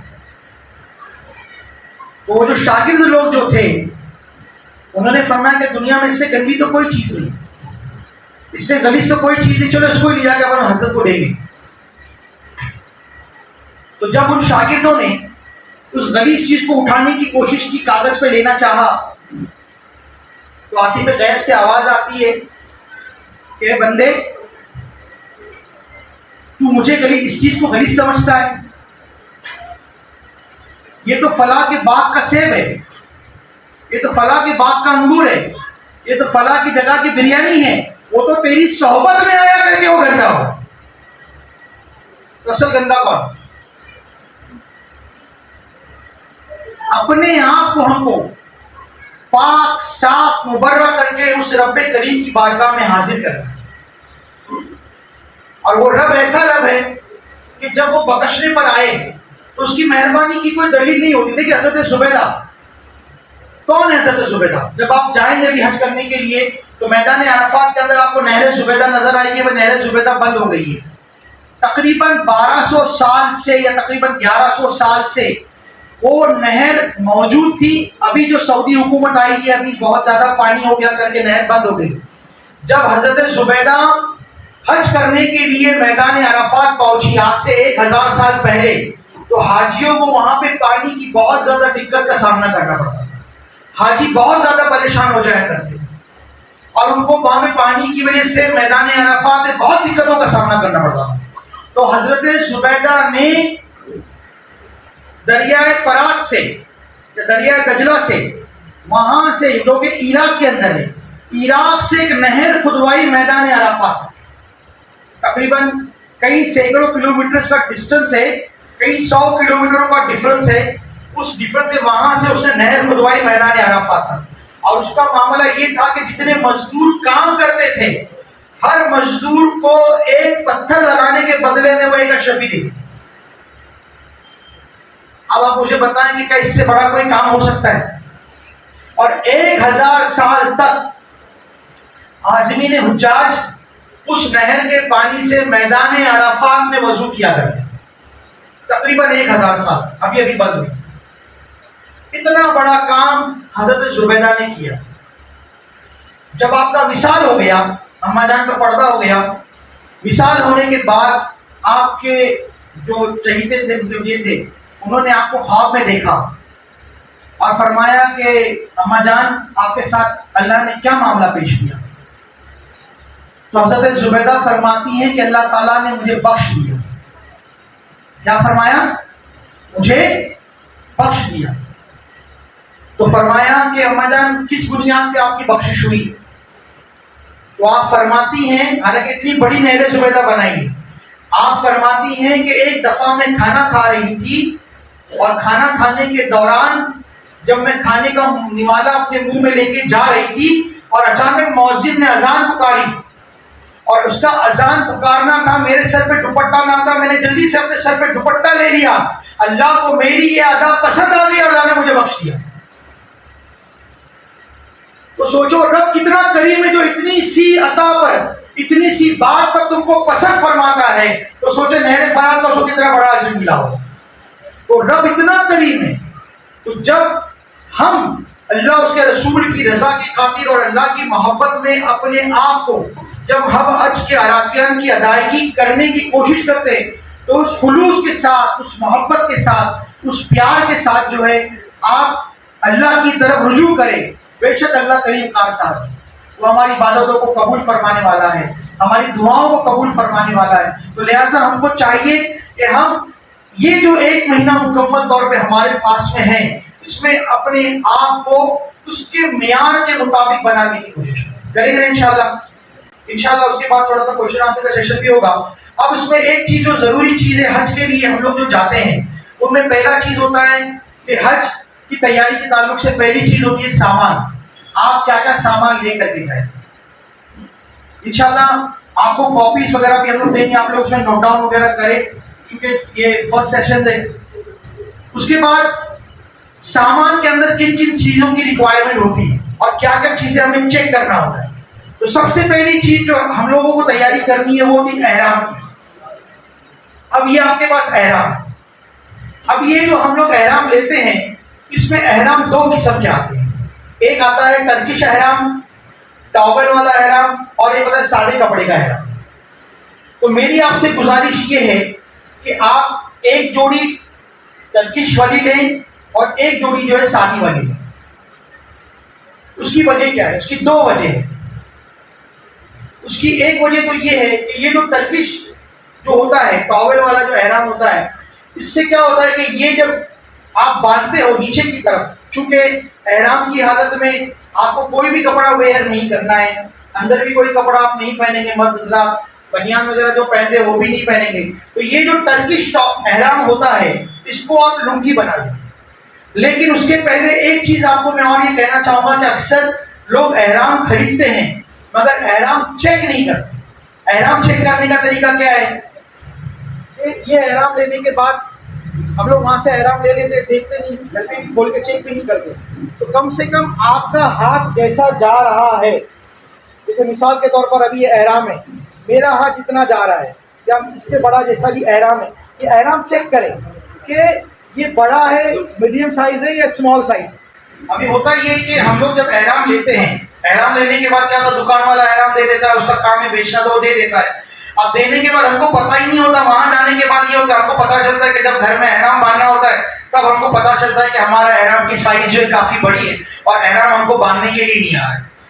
आप अपने हाथ का अपनी खोल करके देखिए कि पहले एहराम कितना बड़ा है। इस तरीके से ये एहराम है। अभी कभी कभी बहुत बड़ा, इतना बड़ा एहराम हो जाता है, या कभी कभी बहुत छोटा एहराम हो जाता है, तो हमको मालूम ही नहीं पड़ता है। तो आप घर पे एहराम लाने के बाद चेक करके देखें, उसको पानी में से निकालें, चेक करें कि एहराम मेरा हाथ, जैसे कि मैं जब मैं एहराम बांधूंगा, ये एहराम मेरा बांधना तो मेरा हाथ घूमेगा कि नहीं घूमेगा। अभी पता चला कि एहराम आपका इतना बड़ा है, यहाँ से घुमाना आपका हाथ ही नहीं घूमेगा। तो एहराम की साइज पे भी आप फोकस करें। दूसरी बात, जो एहराम मैंने आपसे कहा टॉवेल वाला एहराम, तो टॉवेल वाला एहराम बांधने की रीजन ये होती है कि टॉवेल वाला एहराम जो होता है जब हम बांधते हैं नीचे की तरफ, तो दरहकीकत में उम्रा के लिए, और जो हम यहाँ से जाते हैं, जब ट्रेन में बैठते हैं, उम्रा करते हैं, उम्रा करने के बाद जो हमारे हज के अय्याम होते हैं, 8 ज़िलहज्जा, 9 ज़िलहज्जा, 10 ज़िलहज्जा, तो उस वक्त 3 दिन कंटिन्यू आपको एहराम की हालत में रहना होता है। अगर टॉवेल वाला एहराम आपका है तो ये बिल्कुल फिट बैठता है, इससे बेसतरी नहीं होती, खुलता भी नहीं है और बिल्कुल लुंगी की तरह टाइट बैठा है। तो अगर आप नीचे जो है टॉवेल वाला एहराम बांधेंगे तो ज्यादा बेहतर है। नीचे आप टॉवेल वाला एहराम बांध लें। एहराम बांधने का तरीका भी इंशाल्लाह आपको बाद में सिखाएंगे। और ये जो पतला वाला एहराम होता है इसको आप ऊपर दें। इससे क्या होगा कि अगर खुदा न खासा, जैसे अभी जो फिलहाल की पोजीशन में अभी हमारा जो महीना चल रहा है मई है, तो थोड़ा कभी होता है कि कभी ठंडी का सीजन रहा तो टॉवेल वाला एहराम नीचे भी रहेगा, ऊपर भी रहेगा, या अगर गर्मी ज्यादा है तो पतला एहराम ऊपर रह जाएगा, टॉवेल वाला एहराम नीचे रह जाएगा। तो एक जोड़ी आप टॉवेल वाला एहराम लें और एक जोड़ी जो है आप पतला वाला एहराम लें, तो ज्यादा बेहतर रहेगा। इसमें कोई सवाल अगर आपको पूछना है तो आप पूछें। कोई सवाल अगर आपके जहन में कभी आता है एहराम के ताल्लुक से तो इंशाल्लाह आप पूछें, मैं अपन उसके बारे में बात करेंगे। टॉवेल वाला एहराम हो गया, ये जरूरी चीज हो गई। उसके बाद आप और क्या क्या चीजें लेंगे। आपको जैसे हज कमेटी की तरफ से इंस्ट्रक्शन दिया गया 20-20 किलो की बैग का, तो बैग का वजन भी चेक कर लिया कि आपके बैग का वजन कितना है, क्योंकि 20 किलो का परमिशन होता है तो आपकी बैग का वजन ही 4-5 किलो होता है, तो आपको सामान कितना भरना पड़ेगा। लोग समझते हैं कि 20 किलो सामान डालना है, तो 20 किलो सामान भरते बैग का वजन होता है 4 किलो, वो हो जाता है 24।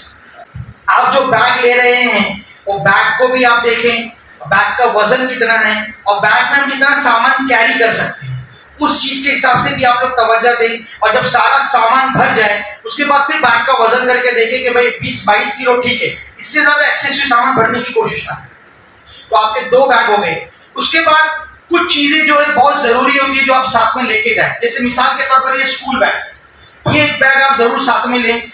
ये बैग आपको हज के दौरान काम आएगा पीछे लगाने के लिए।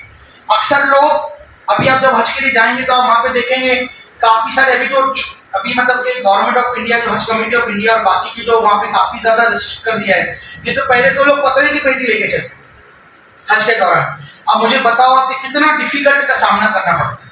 अब मोस्टली सबसे ज्यादा जो ओल्ड एज के हाजी होते हैं वो हमारे इंडियन, पाकिस्तानी, बांग्लादेशी होते हैं। बाकी सारी कंट्रीज के हाजी सब 100-100 किलो और 30, 40, 45, 50 साल की, हमारे हाजी बेचारे बहुत ज़ईफ होते हैं। और वाकई में आप यकीन माने कि जो मतलब कि तकलीफ तो नहीं कहना चाहिए, मगर लेकिन हज के दौरान हज होता है। वहाँ पे जिस तरीके से आपको मुशाहिदा करने के लिए मिलेगा, तो आप वाकई बोलेंगे कि हज होता है। क्योंकि चाहे आप हज कमेटी से जाएं, चाहे आप टूर से जाएं, टूर से जो लोग जाते हैं उनको कुछ फैसिलिटीज मिलती है, लेकिन जो तकलीफ, जो चलना है और जो आपको अरफात से मीना की तरफ जाना है, मुजफ्फा में जाना है, कंकरी मारना है, उसके लिए बहुत टफ। और सबसे बड़ी चीज जो मेरी इस्लामी बहनें यहाँ पर बैठी है, उनके लिए भी दो चीजें जरूरी हैं। वो ये है कि औरतों का कोई एहराम नहीं होता। आजकल दुकानों पे जो बोर्ड लिख के लगाया जाता है कि यहाँ पे औरतों का एहराम मिलता है, तो औरतों का कोई एहराम नहीं। औरतों का अपना जो लिबास है वही उसका एहराम, उसके लिए स्पेसिफिक कोई चीज नहीं होती, कोई ऐसा टोपी या कोई हैंड ग्लोव ऐसा कुछ नहीं।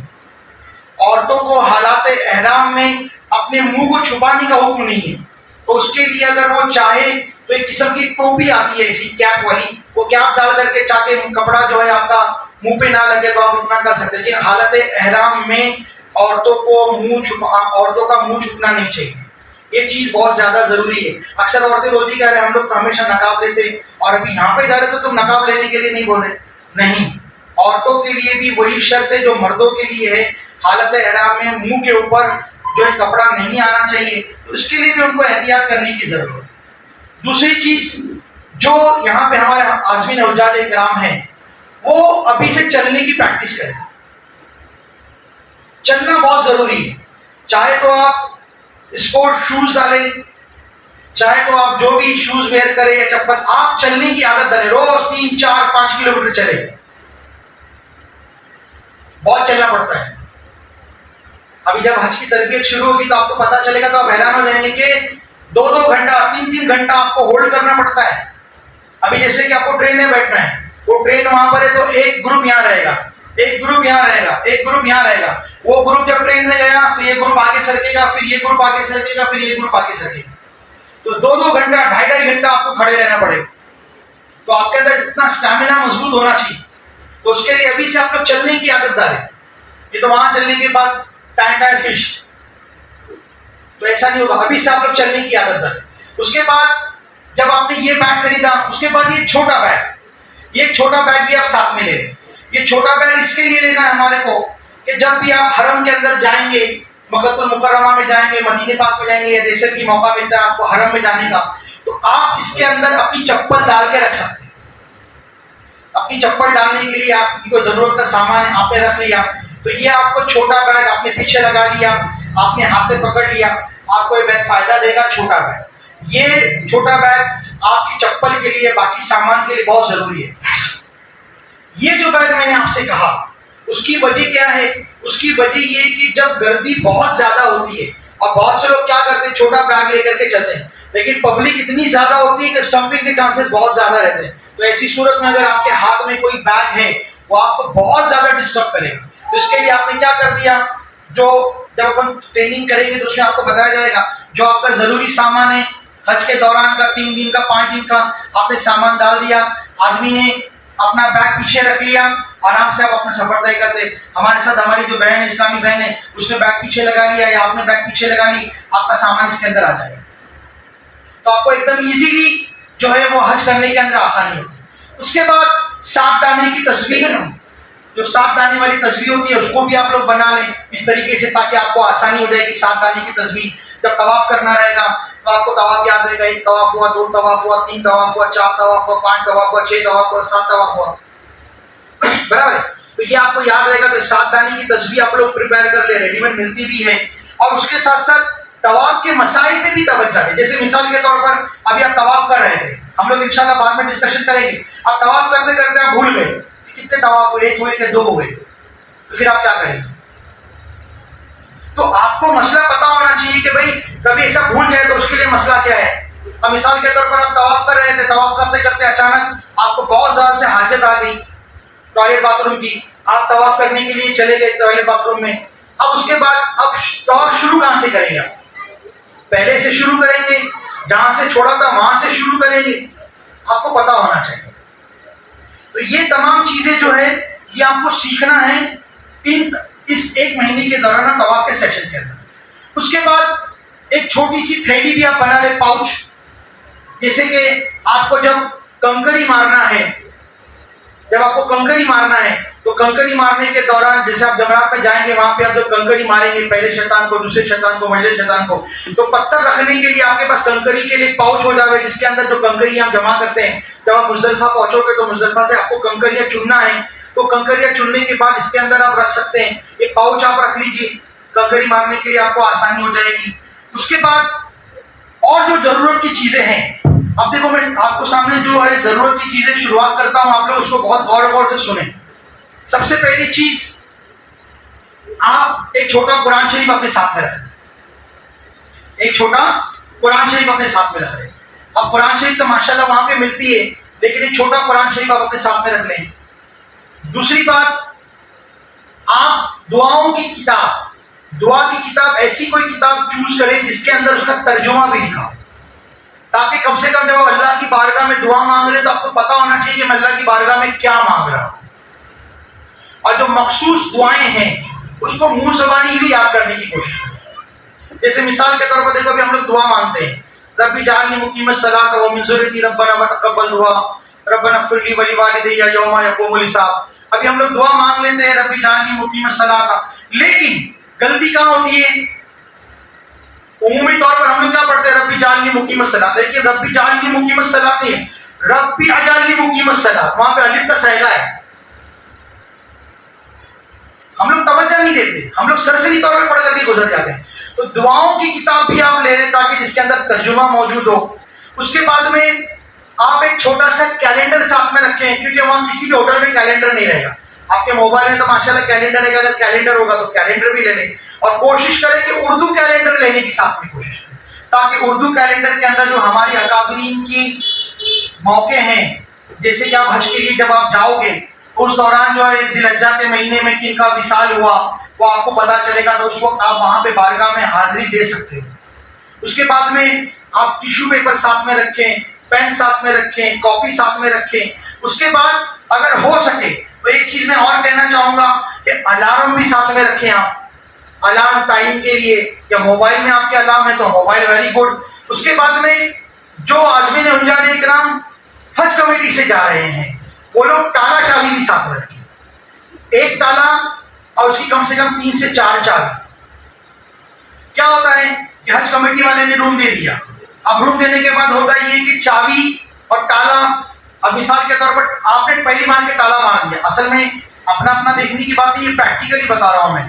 आपने ताला मार दिया, अभी एक रूम के अंदर 4 बेड है, या एक रूम के अंदर 6 बेड हाजी लोगों के लिए लगते हैं, जो हज कमेटी रूम देती है आपको, तो उसमें 4 बेड होंगे, 6 बेड होंगे, 8 बेड होंगे, तो वहां पे अंडरस्टैंडिंग होती है।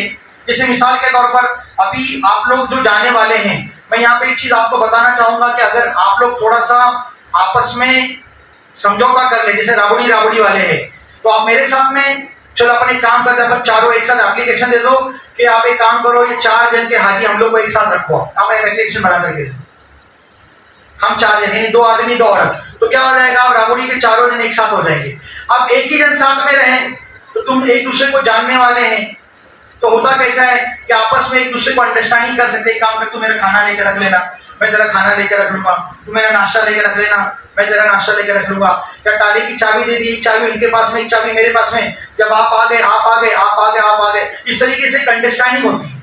अब होता ये है कि सबसे बड़ी चीज जो हज के दौरान होती है वो अपने आप को बिल्कुल मुनज़्ज़म, एकदम संजीदा रखना, ठंडा रखना, और बिल्कुल शॉर्ट टेम्पर नहीं होना। और हज के दौरान इंसान इतना शॉर्ट टेम्पर होता है जिसकी कोई हद नहीं, आप जाएंगे तो आपको पता चलेगा, बहुत शॉर्ट टेम्पर हो जाता है।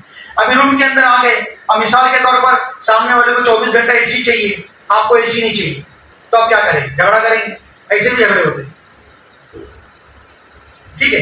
उसके बाद में अगर आपका रूम का मैच हो गया, आप लोग मिल गए, तो आपको एक रूम मिल जाएगा। उसके साथ में हो सके तो एक काम करें, आप ऐसी बड़ी सी रस्सी ले लें, बड़ी रस्सी लेकर के जाएं साथ में।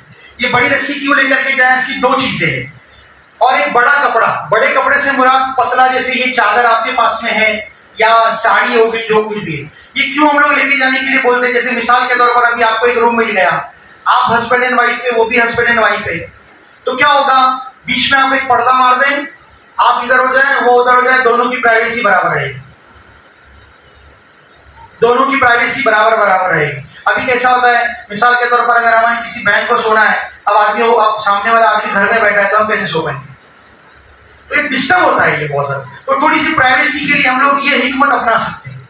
या तो एक हिकमत हमारी ये होती है कि जैसे मिसाल के तौर पर जब आप जाओगे तो एक जहन के सारे लोग वहां पे नहीं मिलते, बहुत डिफिकल्टी हो जाती है, तो हम लोग क्या करते हैं, 4 आदमी 2 रूम हो गए, जैसे यहाँ पे 4 बेड है, यहाँ पे 4 बेड है, अब 4 फैमिली है, तो हम लोग क्या करते हैं, हम लोग आपस में बात कर लेते हैं, भाई चारों आदमी अपन यहाँ रहेंगे, अपनी चारों औरतें यहाँ रहेंगे,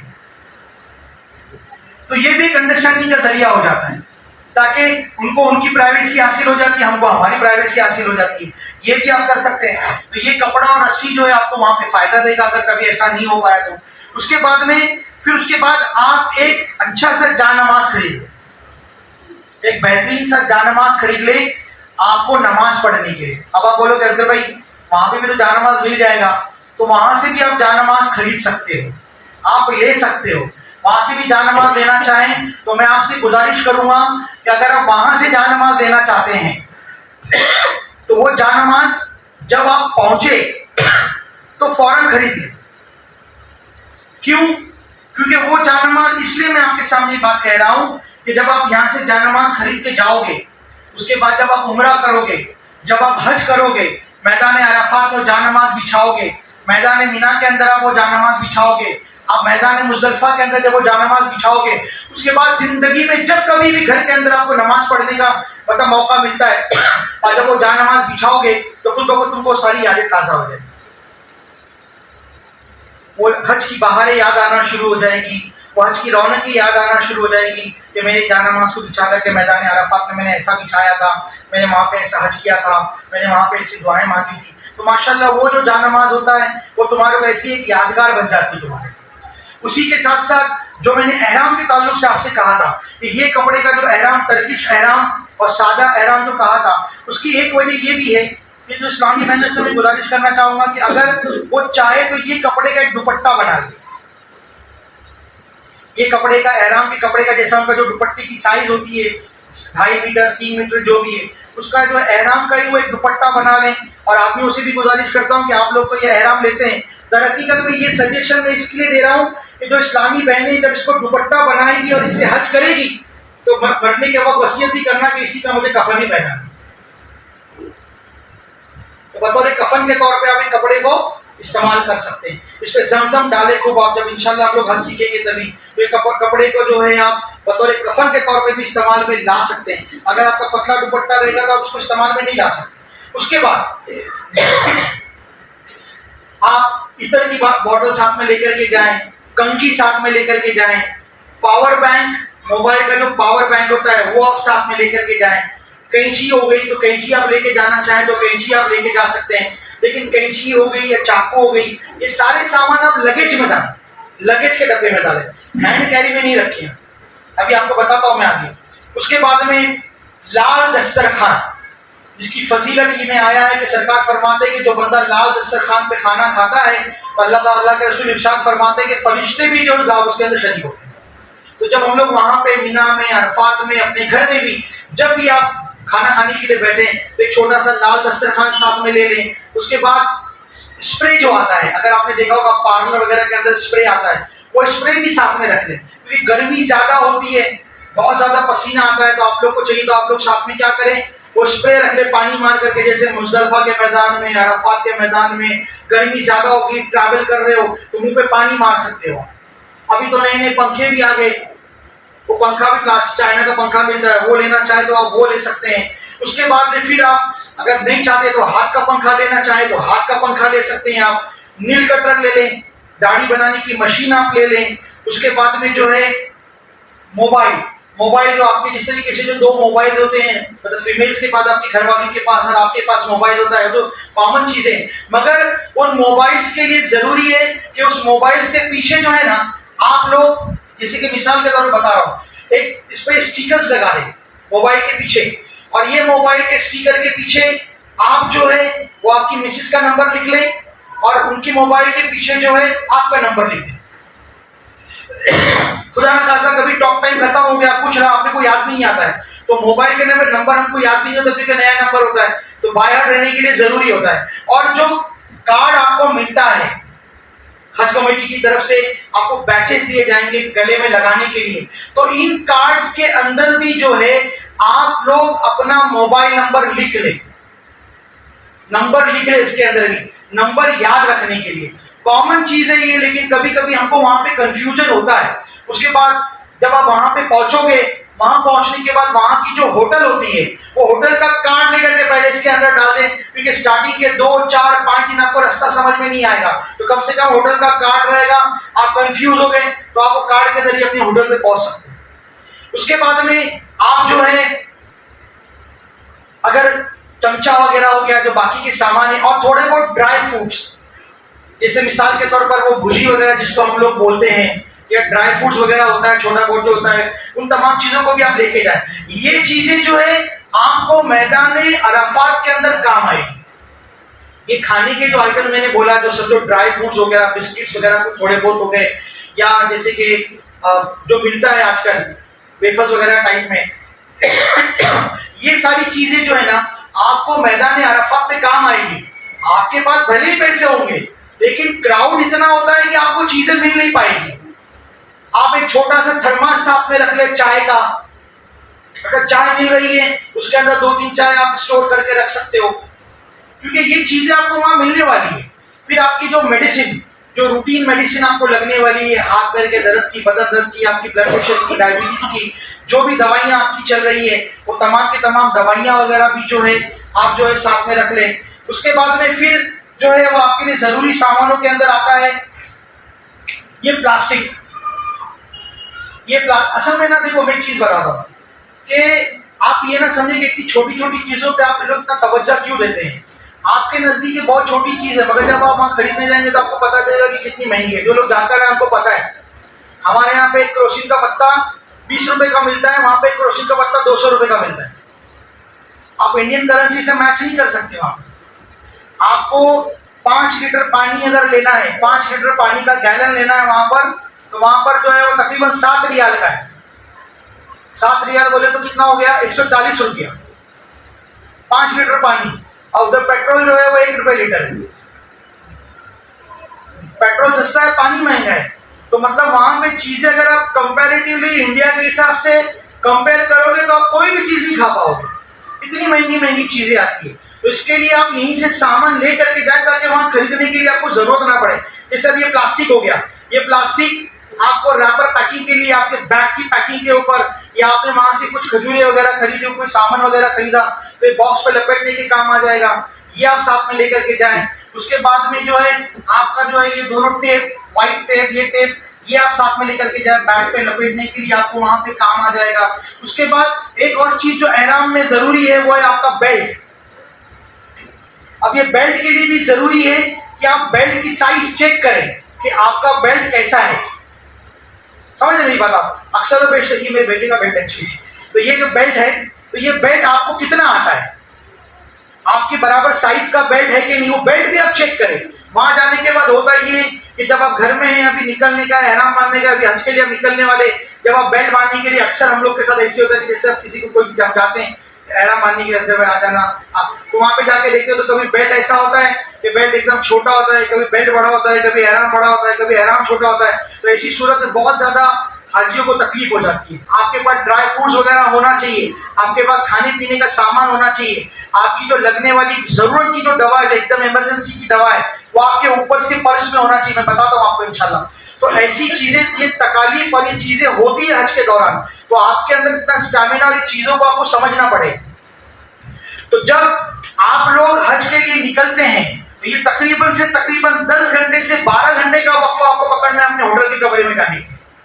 उसके बाद ही आप अपने होटल के कमरे में जाओगे, फिर उसके बाद आप उम्रे की अदायगी कीजिए। अब सामानों के अंदर जब आपने इन चीजों को समझा, और सामानों के अंदर और कोई सवाल अगर आपसे तो आप पूछो इंशाल्लाह थोड़ा सा, क्योंकि मैं बोलूं तो मजा नहीं आएगा, लेकिन इतना आप रखो। क्योंकि अगर आप देखो, अभी एक चीज मैं आपको और बताता हूँ कुर्बानी के ताल्लुक से। हालांकि अभी बहुत सारे जन यहाँ पे बैठे हैं, मैं एक चीज आपको यहाँ पे क्लियर करता हूँ कि कुर्बानी का पैसा, वो यहाँ सुन मेरी बात, कुर्बानी जो है, हम लोग जो कुर्बानी करते हैं, यहाँ पे सुने मेरी बहनें, आदमी लोग खासतौर पर सुने, इस बार कुर्बानी जो है वो आपको कहा गया है कि आप खुद कुर्बानी करना चाहते हैं या हज कमेटी वाले को कुर्बानी करने के लिए देना चाहते हैं, और उसका पर हिस्सा जो है 750 रियाल है ना। अब 2 जन की कुर्बानी का मतलब होता है 1500 रियाल। तो 1500 रियाल तो आपके इसी में चले गए। 1500 रियाल बोले तो अप्रोक्सीमेटली कितना हो गया, वो 30,000 नहीं, कितना 34,000। अब यहाँ पे देखिए आप, मैं एक चीज आपको बताता हूँ,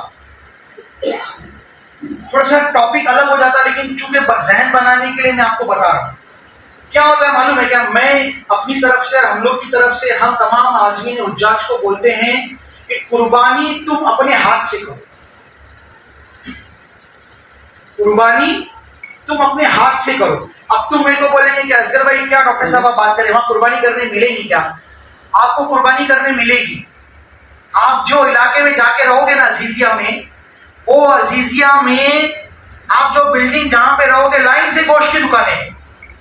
आप किसी भी गोश्त की दुकान वाले से बात कर लेने का, क्योंकि जहां पे आप रुकोगे आपकी बिल्डिंग यहां रहेगी, मीना इधर रहेगा, तो आपको अपनी बिल्डिंग में आने के लिए भी टाइम नहीं लगेगा। एक मिसाल बता, ठीक है लंबा हो जाएगा लेकिन शॉर्ट में समझा देता हूं, वो बाद में तुमको बताऊंगा मैं क्यों ऐसा मैंने बोला। उसकी वजह यह है, आप कोई भी दुकान वाले से बात कर लो कि भैया 10 जिल्हिज्जा को मैं आऊंगा, मेरे 2 बकरे तूने रखना, मैं मेरे हाथ से काटूंगा और वो गोश्त मैं लेके भी जाऊंगा, ला करके फ्रिज में भर देने का और खाते बैठने का। या फिर वो गोश्त लेने का, वहां पर पूरी बिल्डिंग वाले हैं, बिल्डिंग वालों को बोलो जैसा जो कुछ भी है, लेकिन आप आपके हाथ से कुर्बानी करो। उसकी वजह बोलता हूं क्यों मैंने जुमला तुमको बोला, और ये मेरी बात आप लोग याद रखना, और जब तरबियत होगी तभी भी मैं आपको ये बात याद दिलाऊंगा। होता यह है कि जब आपने शैतान को कंकरी मारी, बराबर है, अब वो लोग क्या बोलते हैं हज कमेटी वाले, हम आपको फोन कर देंगे कुर्बानी हो जाएगी, तो आपको कोई फोन नहीं आता, कोई फोन भी नहीं आता। अब वहां पे बीच में बहुत सारे एजेंट लोग भी रहते हैं, लोग अभी क्या बोलेंगे, ऐसी बुराई नहीं करना चाहिए कि 700 रियाल में भी कुर्बानी हम तुम्हारी करा देंगे, कोई बोलेगा 725 रियाल में कुर्बानी करा देंगे, कोई फोन भी कोई कुछ करता नहीं। हज कमेटी वाले बोलते कि हम कुर्बानी कराते हैं, लेकिन ऑलरेडी वहां लाखों की कुर्बानी होगी, तो आपको कितना वेट करना पड़ेगा हमको पता नहीं चलता। मैं जुमला क्यों बोल रहा हूँ उसकी वजह बताता हूँ। होता यह है कि जब आपने शैतान को कंकरी मारी, कंकरी मारने के बाद आपको घर आना है। घर आने के बाद आपको क्या करना पड़ेगा, जब अपन हज सीखेंगे आपको जानवर ज़िबा करना है, जानवर ज़िबा करने के बाद आपको हलक वगैरह करना है और आपको एहराम खोलना है। ये प्रोसीजर रहेगा हज का, जब हम बात करेंगे तब मैं आपको समझाऊंगा। शैतान को कंकरी मारने के बाद आपको हलक करना, ये जानवर ज़िबा करना है, जानवर ज़िबा करने के बाद आपको हलक करना है, हलक करके आपको एहराम खोलना है, राइट। तो जब आप शैतान को कंकरी मार के आएंगे, अपने हाथ से जानवर काटेंगे, आपको पता चला कुर्बानी हो गई, आप खुद हलक करेंगे, खुद एहराम खोलेंगे। अब जो लोग पैसा दिए रहते हैं, जो लोग पैसा दिए रहते हैं कुर्बानी का, अब उनको थोड़ी मालूम होता है कि हमारी कुर्बानी कब होने वाली है। वो क्या बोलते कुर्बानी कब हो जाएगी हमारी, आ जाते हलक भी करवा लेते, एहराम भी खोल देते। अब क्या हो गया, तुम पे दम लाजिम हो गया, तुम्हारी कुर्बानी हुई कि नहीं हुई तुमको पता नहीं। उसके पहले तुमने हलक भी करवा लिया, उसके पहले तुमने एहराम भी खोल दिया, 2 दम लाजिम हो गए तुम्हारे। समझ गए आप बात कि नहीं समझे, बातें बताऊंगा मैं। तो इसके लिए कोशिश ये करो आप, जिन्होंने पैसा भरा है या जिन्होंने पैसा नहीं भरा है तो भी तवज्जो दे वो लोग कुर्बानियों पर, और जिन्होंने नहीं भरा है तो थोड़ी तो तकलीफ होगी ना भाई। हम हज करने जा रहे तो इतनी तकलीफ नहीं उठा सकते। आप वहां जाए दुकान पर जाकर के दुकान वाले से बात करें, वो आपको फतूरा देगा, फतूरा बोलते हैं उसको। कुछ जुमले आप लोग सीख रहे हैं, फतूरा बोले तो पावती, हाँ हलीफ बोले तो दही, ध्यान रखने का है, सब चीजें सीख लो आप लोग। नफक बोले तो सुरंग। वहां पे आपको जब मीना के खेमे से जब आपको जमरात के अंदर कंकरी मार करके वापस मीना में जाने का है, आपको अपना खैमा ढूंढना है मीना के अंदर कि तुम्हारा खैमा कौन सा है। तो याद रखो, खैमा ढूंढना सबसे बड़ी करामत है। लाखों के खैमे में अपना खैमा ढूंढना, ये सबसे बड़ी करामत है। तो वो भी आपको सिखाया जाएगा कि कैसे अपने खैमे का अंदाजा लगाने का। तो बोलने का मफहूम ये है कि वहां पे हाजी बोलेगा हाजी नफक, और ये सुरंग के बाजू में ही है, वो नफक बोला तो समझ जाएगा 7 किलोमीटर दूर है। ये चीजें सीखनी है आपको उधर, वहां पे आपको थोड़े थोड़े जुमले जैसे कि आपको ध्यान रखना पड़ेगा। तो फतूरा देगा आपको, वो पैसा देने का, उसको वो कागज की पावती बना के दे देगा, फोन नंबर लिख के ले लेने का, जैसी शैतान को कंकरी मारे फोन मारने का उसको, भाई मैं कुर्बानी करने आ रहा हूँ, कितने बजे आऊँ। पाकिस्तानी, बांग्लादेशी या बर्मी लोग कोई भी वहां रहते हैं, उनको बोलने का आपने, वो बोलेगा भाई 11 बजे आ जाओ, आपकी कुर्बानी कर देना। 11 बजे जाओ दुकान के ऊपर, उसकी छुरी लो, दोनों जानवर को ज़िबा करो, अपने हजाम की दुकान पे आओ, सैलून में आओ, अपना हलक करवाओ, एहराम खोलो। तो आपको सेटिस्फिकेशन रहेगा कि मेरी कुर्बानी सही हुई, मेरा हलक भी सही हुआ और मेरा एहराम भी सही तरीके से खुला। तो कुर्बानी का मसला ये है, ठीक है इंशाल्लाह। अब मैं अगर तैयारी के ताल्लुक से तो सारी बातें हो गई है, अब खाली सवाल ये पैदा होता है कि चूंकि 5:15 बज के साढ़े हमारा टाइम था, आपको हज कमेटी के ताल्लुक से कोई सवाल हो अगर पूछना, अशफाक भाई 2 मिनट आप आ जाए, कुछ सवाल वगैरह पैसे के ताल्लुक से, इसके ताल्लुक से है तो पूछ लें आप लोग प्लीज। जो हलक कराते हैं उसको शैम्पू लगाने का पानी नहीं, अब वो सवाल में आपको बातें बताऊंगा, मैं जब उम्रा करने का तरीका बताऊंगा तब मैं आपको बताऊंगा कि अक्सर हलक करने के लिए जब बैठते हैं तो दुकान वाला क्या करता है, दुकान वाला भी एक चीज और बता रहा हूं मैं आपको कि वो एक किस्म का शैम्पू डालता है सर के ऊपर बाल नरम करने के लिए, तो वो भी नहीं डालने का, क्योंकि खुशबू वाला शैम्पू अगर आपने बालों में लगाया, क्योंकि उसको क्या करने का रहता है, उसको rough rough rough rough rough बाल निकालने का रहता है, पैसा कमाने का रहता है, तो बाल को नरम करने के लिए वो शैम्पू लगा के बाल को नरम करता है। लेकिन अगर आपने बालों को शैम्पू लगा करके हलक करवाया, आप पे दम लाजिम हो जाएगा। तो बगैर खुशबू का साबुन आपको इस्तेमाल करना है टॉयलेट बाथरूम के लिए अगर आप जाते हैं। इंशाअल्लाह जब हज हम लोग करने के लिए शुरू करेंगे, उम्रा कैसा करने का मैं आपको बताऊंगा, तब ये बातों को मैं आपको पॉइंट पे लेकर के चलूंगा। अगर बगैर खुशबू वाला साबुन, बगैर खुशबू वाला साबुन आप इस्तेमाल कर सकते हैं, टोटली बगैर खुशबू वाला साबुन। अब कुछ लोग बोलते हैं कि वो खुशबू उसकी एवापोरेट हो जाती है, खुशबू जल जाती है, सब गलत बात है। ऐसा कोई साबुन अगर अवेलेबल है, वरना आप साबुन का इस्तेमाल ना करें। वो मिलता है लेकिन अवेलेबल है तो ठीक है, वरना नहीं। किसी किस्म की कोई ख़ता हुई हो, लर्गिश हुई, मेरे मौला अपने फजल करम से तो हमें माफ़ी का मुजदा अता फरमा दे। ए रब्बे ज़ुल जलाल, हम गुनहगार, ख़ताकार, सियाकार, बदकार, रब्बे ज़ुल जलाल, सर के बालों से ले करके पैर के नाखूनों तक की गुनाहों में मुलव्विस है मेरे मौला।